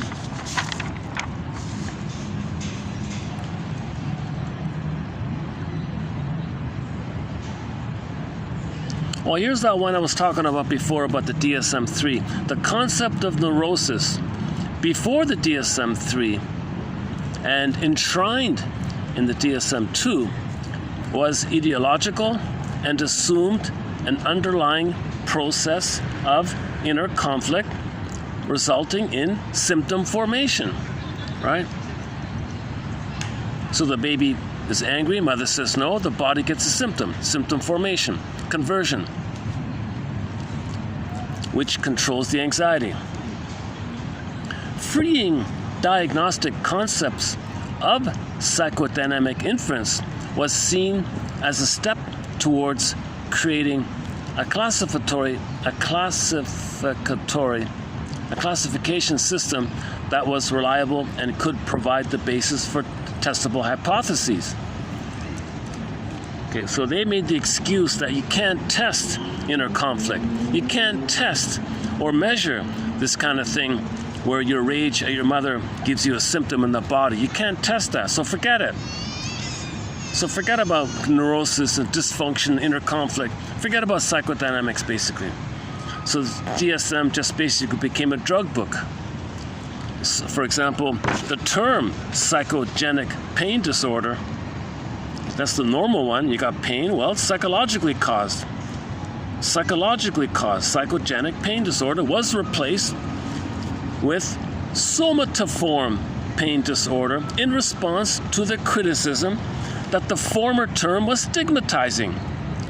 You're blaming the mother. Now, we don't do this. We don't imply any kind of psychological cause to your pain in the body. We took that away.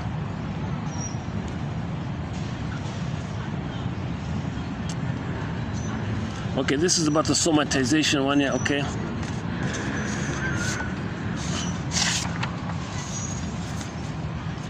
Okay, more about narcissists.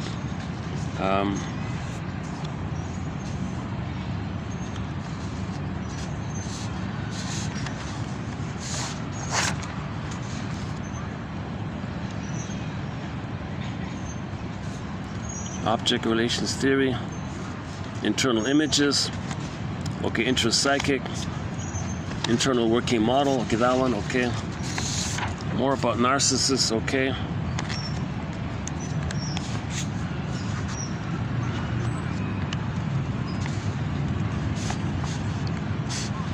Oh, we're gonna have our first quote on the psychopath. My God, that's out of my zone here. I don't have quotes on the psychopath, but there's one in here, I think.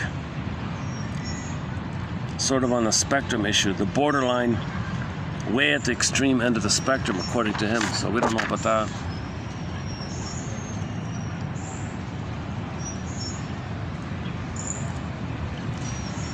Okay, these ones here by our mentor, James F. Masterson, 2980.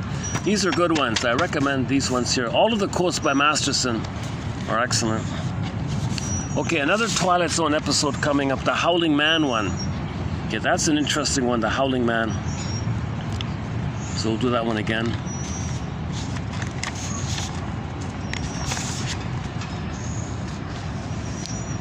Okay, and then the one about Germaine Grew, about the abandonment neurosis, or the abandonment syndrome, or the abandonment complex, or abandonment anxiety, called the basic fault. So that one there.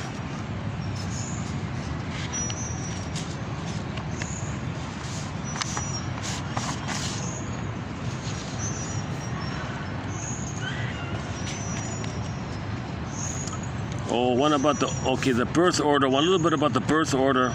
Only child, first child, second born.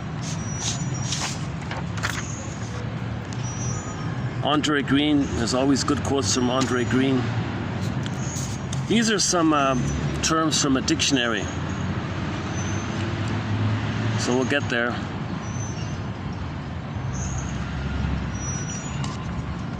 One about brooding, one about the baby freaking out, called affectomotor storms. That's because the mother isn't soothing him, right? There's no holding soothing object, or the good breast. There's no good enough mother. Okay, there's no mutual cueing. There's no average expectable environment. Okay, there's no validating environment. There's no facilitating environment, no mirroring, no containing kind of thing, but we'll get into that one. Oh, from the comedy show Gidget. There are many differences between boys and girls happily, but narcissism is not one of them. When it comes to the me of things, it's everybody's dance. Sort of ego a go-go. Okay, from the comedy film entitled Stand Up and Be Counted, about the women's liberation movement. It opens up with, a man is dominated. Okay, I'll save it. That's a big one. Let's save that one. Okay, now we get the violent ones. The guy from Hungary. Yeah, more from him. Basic fault. 2 videos ago, I went into this. So, and a new author. We'll be introducing a new author, Lavinia Gomez. She's a good writer. I think she's pretty good. In Fairbairn's conception, the cause of the basic fault is the failure of the mother to conceive her child. To convince. The cause of the basic fault is the failure of the mother to convince her child by genuine and spontaneous expressions of affection that he or she is loved as a person. that's missing. That's a betrayal. That's also called betrayal trauma.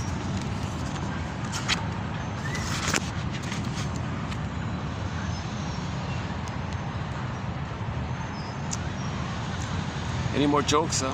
Any more jokes? Let me just close up with a song. So the Mission Impossible. So you got the mission. You have the mission already, right? So you read 10 a day and find one and use it as a springboard. Okay. Let's check the time again. The battery's at 30%. It's 5:30. Yeah. Okay. However my delivery comes across sluggish or more energized, it's not about my delivery. It's about the quotes. It's really about the quotes to be used as fish, food, psychological food. These quotes are like a lasso of truth to bring up the truth, maybe a lantern or night vision to see and bring it up. Basket, okay, then the egg. Psychoanalysis looks for an egg in a basket that's missing, so we got to weave the basket kind of thing.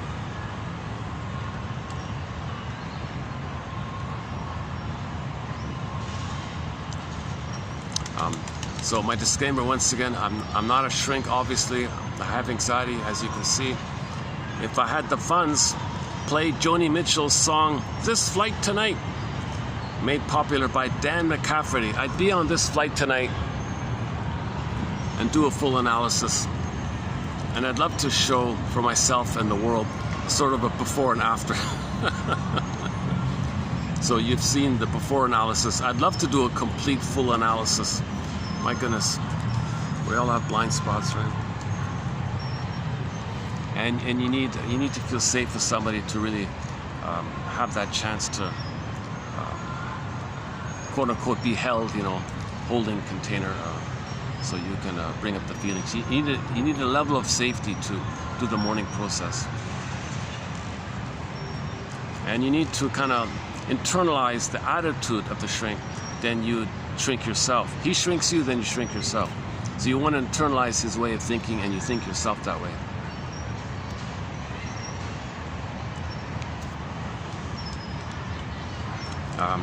There's a journalist who reported on her experience with her shrink, and she reported it in her book entitled "Fight Against Fears" by Lucy Freeman, 1951 book, and she includes some excellent things that her shrink told her, and she put it in that book. And that shrink is unknown. That shrink of hers, John Thurrott, no books, no articles, nothing. I never heard of him. I never would have known of him if it weren't for her reporting about it. Sounds like he was an excellent shrink. He said some excellent things, and I plucked out those best quotes from him, reported by her, beginning with 2822, TQ 2822. And we did 4 videos on her work.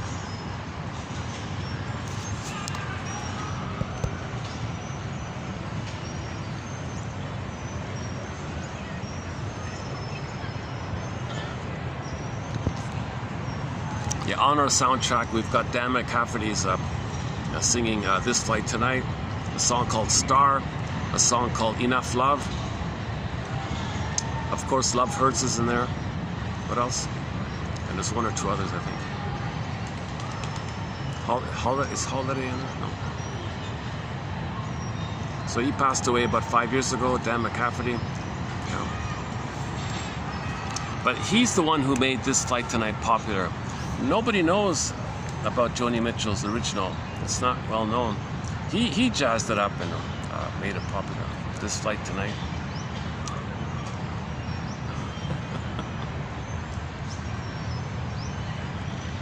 Oh, Farron is on our soundtrack. Farron, the folk singer Farron. Ain't Life a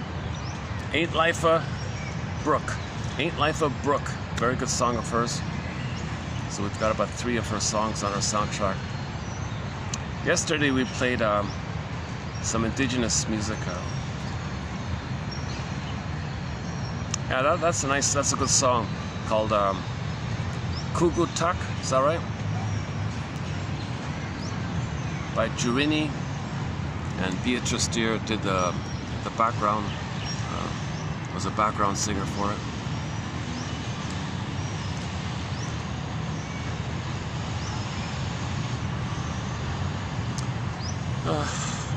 Any other jokes? No other jokes?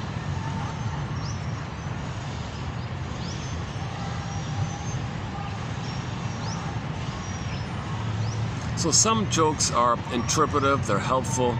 Okay, those are trauma post 18 months. Okay, so you're helpful like that. Trauma prior to 18 months, your jokes are dark and cynical, and you get a perverse humor by feeling some stress relief when you shame your own soul and the proxies your soul, and you think for a moment you scapegoat it away the pain. So for a moment it's a trick, you feel safe because you're the mother who shames you instead of you being you. You be the mother shaming you. You get this perverse laughter, this perverse pleasure called schadenfreude, where you sell your soul like that. So that's a dark humor. That kind of humor is not helpful. It's harmful. All you're doing is repressing. Then you're going to project more, as mentioned at the beginning. Then you scapegoat more. Then you hate more. Then you deny more. You hate more. You see. You want humor to be helpful. I think that pigeon joke was kind of in that area. One second.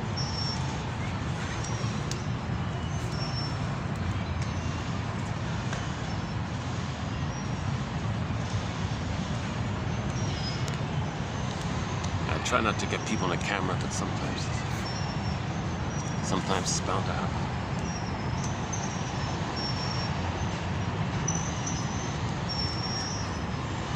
Some real nice decorations with the lanterns around now. It's really nice. Oh, we have one song about lanterns, a song called Patio Lanterns. Just a fun song by Kim Mitchell.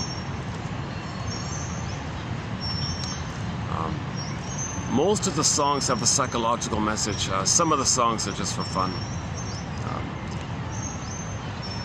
I'm trying to get songs from all around the world. Hold on a second.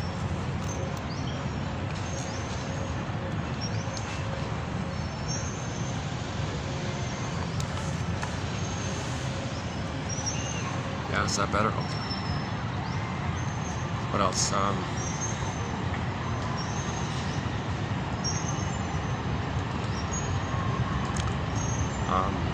Yeah, okay.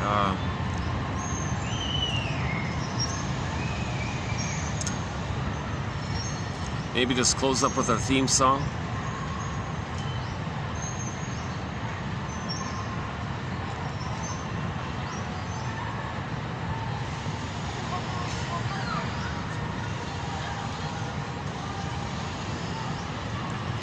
Our theme song is Katja Epstein's German cover of Windmills of the Mind. It begins with the bass tubas. It's a great song. I think I won't play it this time because there's still a lot of people around me. I'll play it next time. We sometimes play Lunik's song called Constant Tourist because we don't want to feel like a constant tourist. I don't want to feel like a constant tourist to myself, right?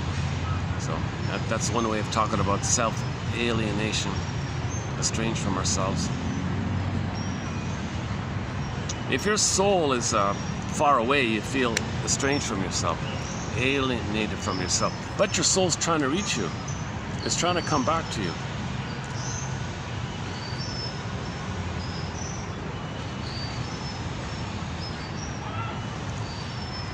Cooperate. You gotta. We have to build our own ego to allow the soul to come back. If our ego's too damaged and confused, our soul is afraid to come to us, you know.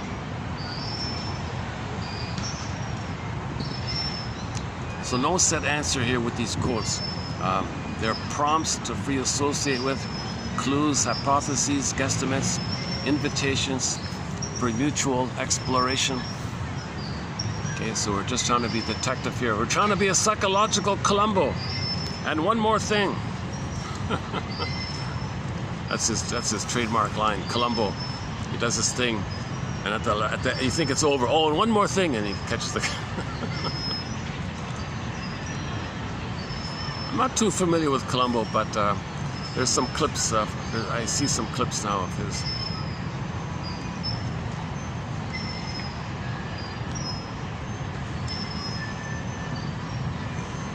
I remember the actor who plays Columbo, Peter Falk, played an episode in Have Will Travel with Richard Boone, Paladin.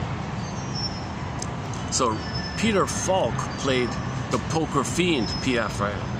The initials after his name. So the actor Peter Falk, as a young version, he played a devious kind of poker guy, scamming some person, taking advantage of some person, and the victim's wife hired Paladin to take on the poker fiend, and he said, "I want this man's soul. I'm gonna gamble for his soul." Oh, there's the fish. Oh, that's quite a big fish, eh? Oh, the fish in this pond are quite sizable.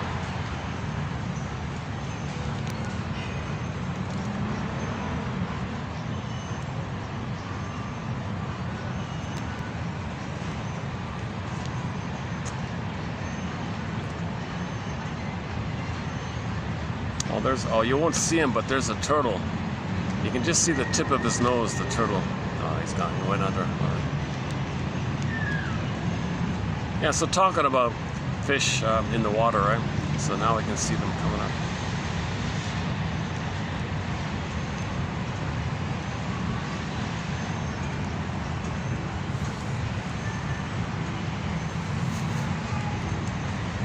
That actor, Richard Boone, who played Paladin, he did a very good sequel called Heck Ramsey. And in one of the episodes, he liked a girl. He fell in love with a woman or something, but he didn't know if she was gonna continue her battle with her mother onto him. So he was worried about this. Look, I'm getting older here. I don't want to fill in for your mother, whom you're fighting with. Her reply was, "Don't worry.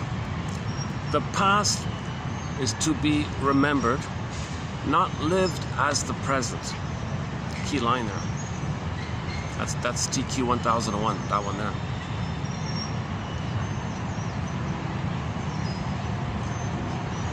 One second.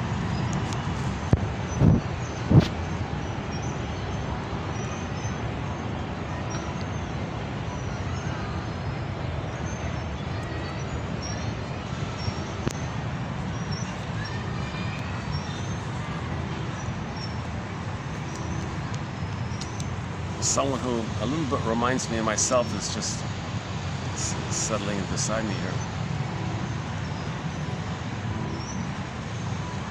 He's got a book and some fruit. Maybe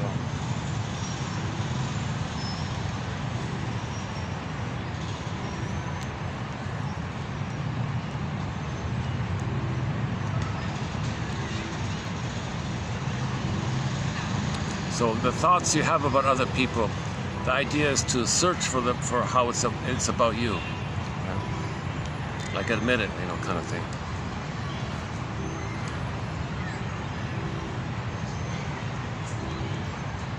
The more you know yourself, the more you accept yourself, likewise with other people.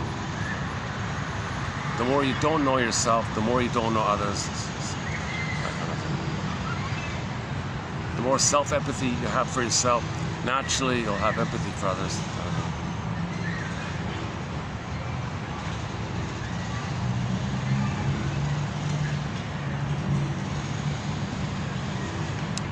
Let me make a little adjustment here also.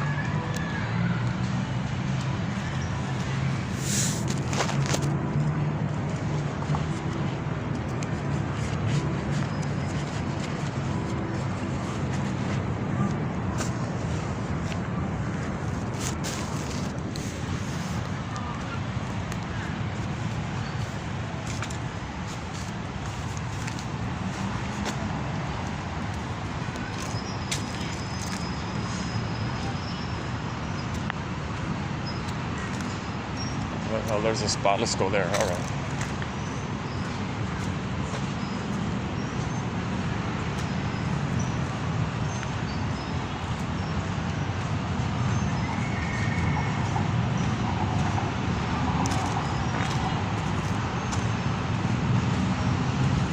What about just here?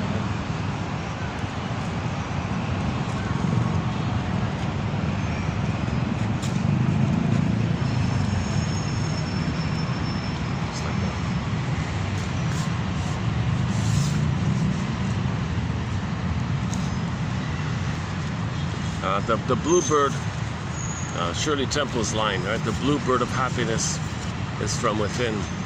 So that's a symbol of the pleasant feeling of being connected with our beingness. The blue jay of happiness is within. So when we heal ourselves and feel the pleasant feeling, and the symbol might be a bluebird. The pleasant feeling, the serene, inexhaustible fullness of being. And when you express what's unique about you, there's another pleasant kind of feeling. The blue jay, the bluebird of happiness comes from within. Okay, for the love of narrative medicine, thanks very much. I'll see you in the next video. I'll see if I can find some new jokes. I'll see you next time.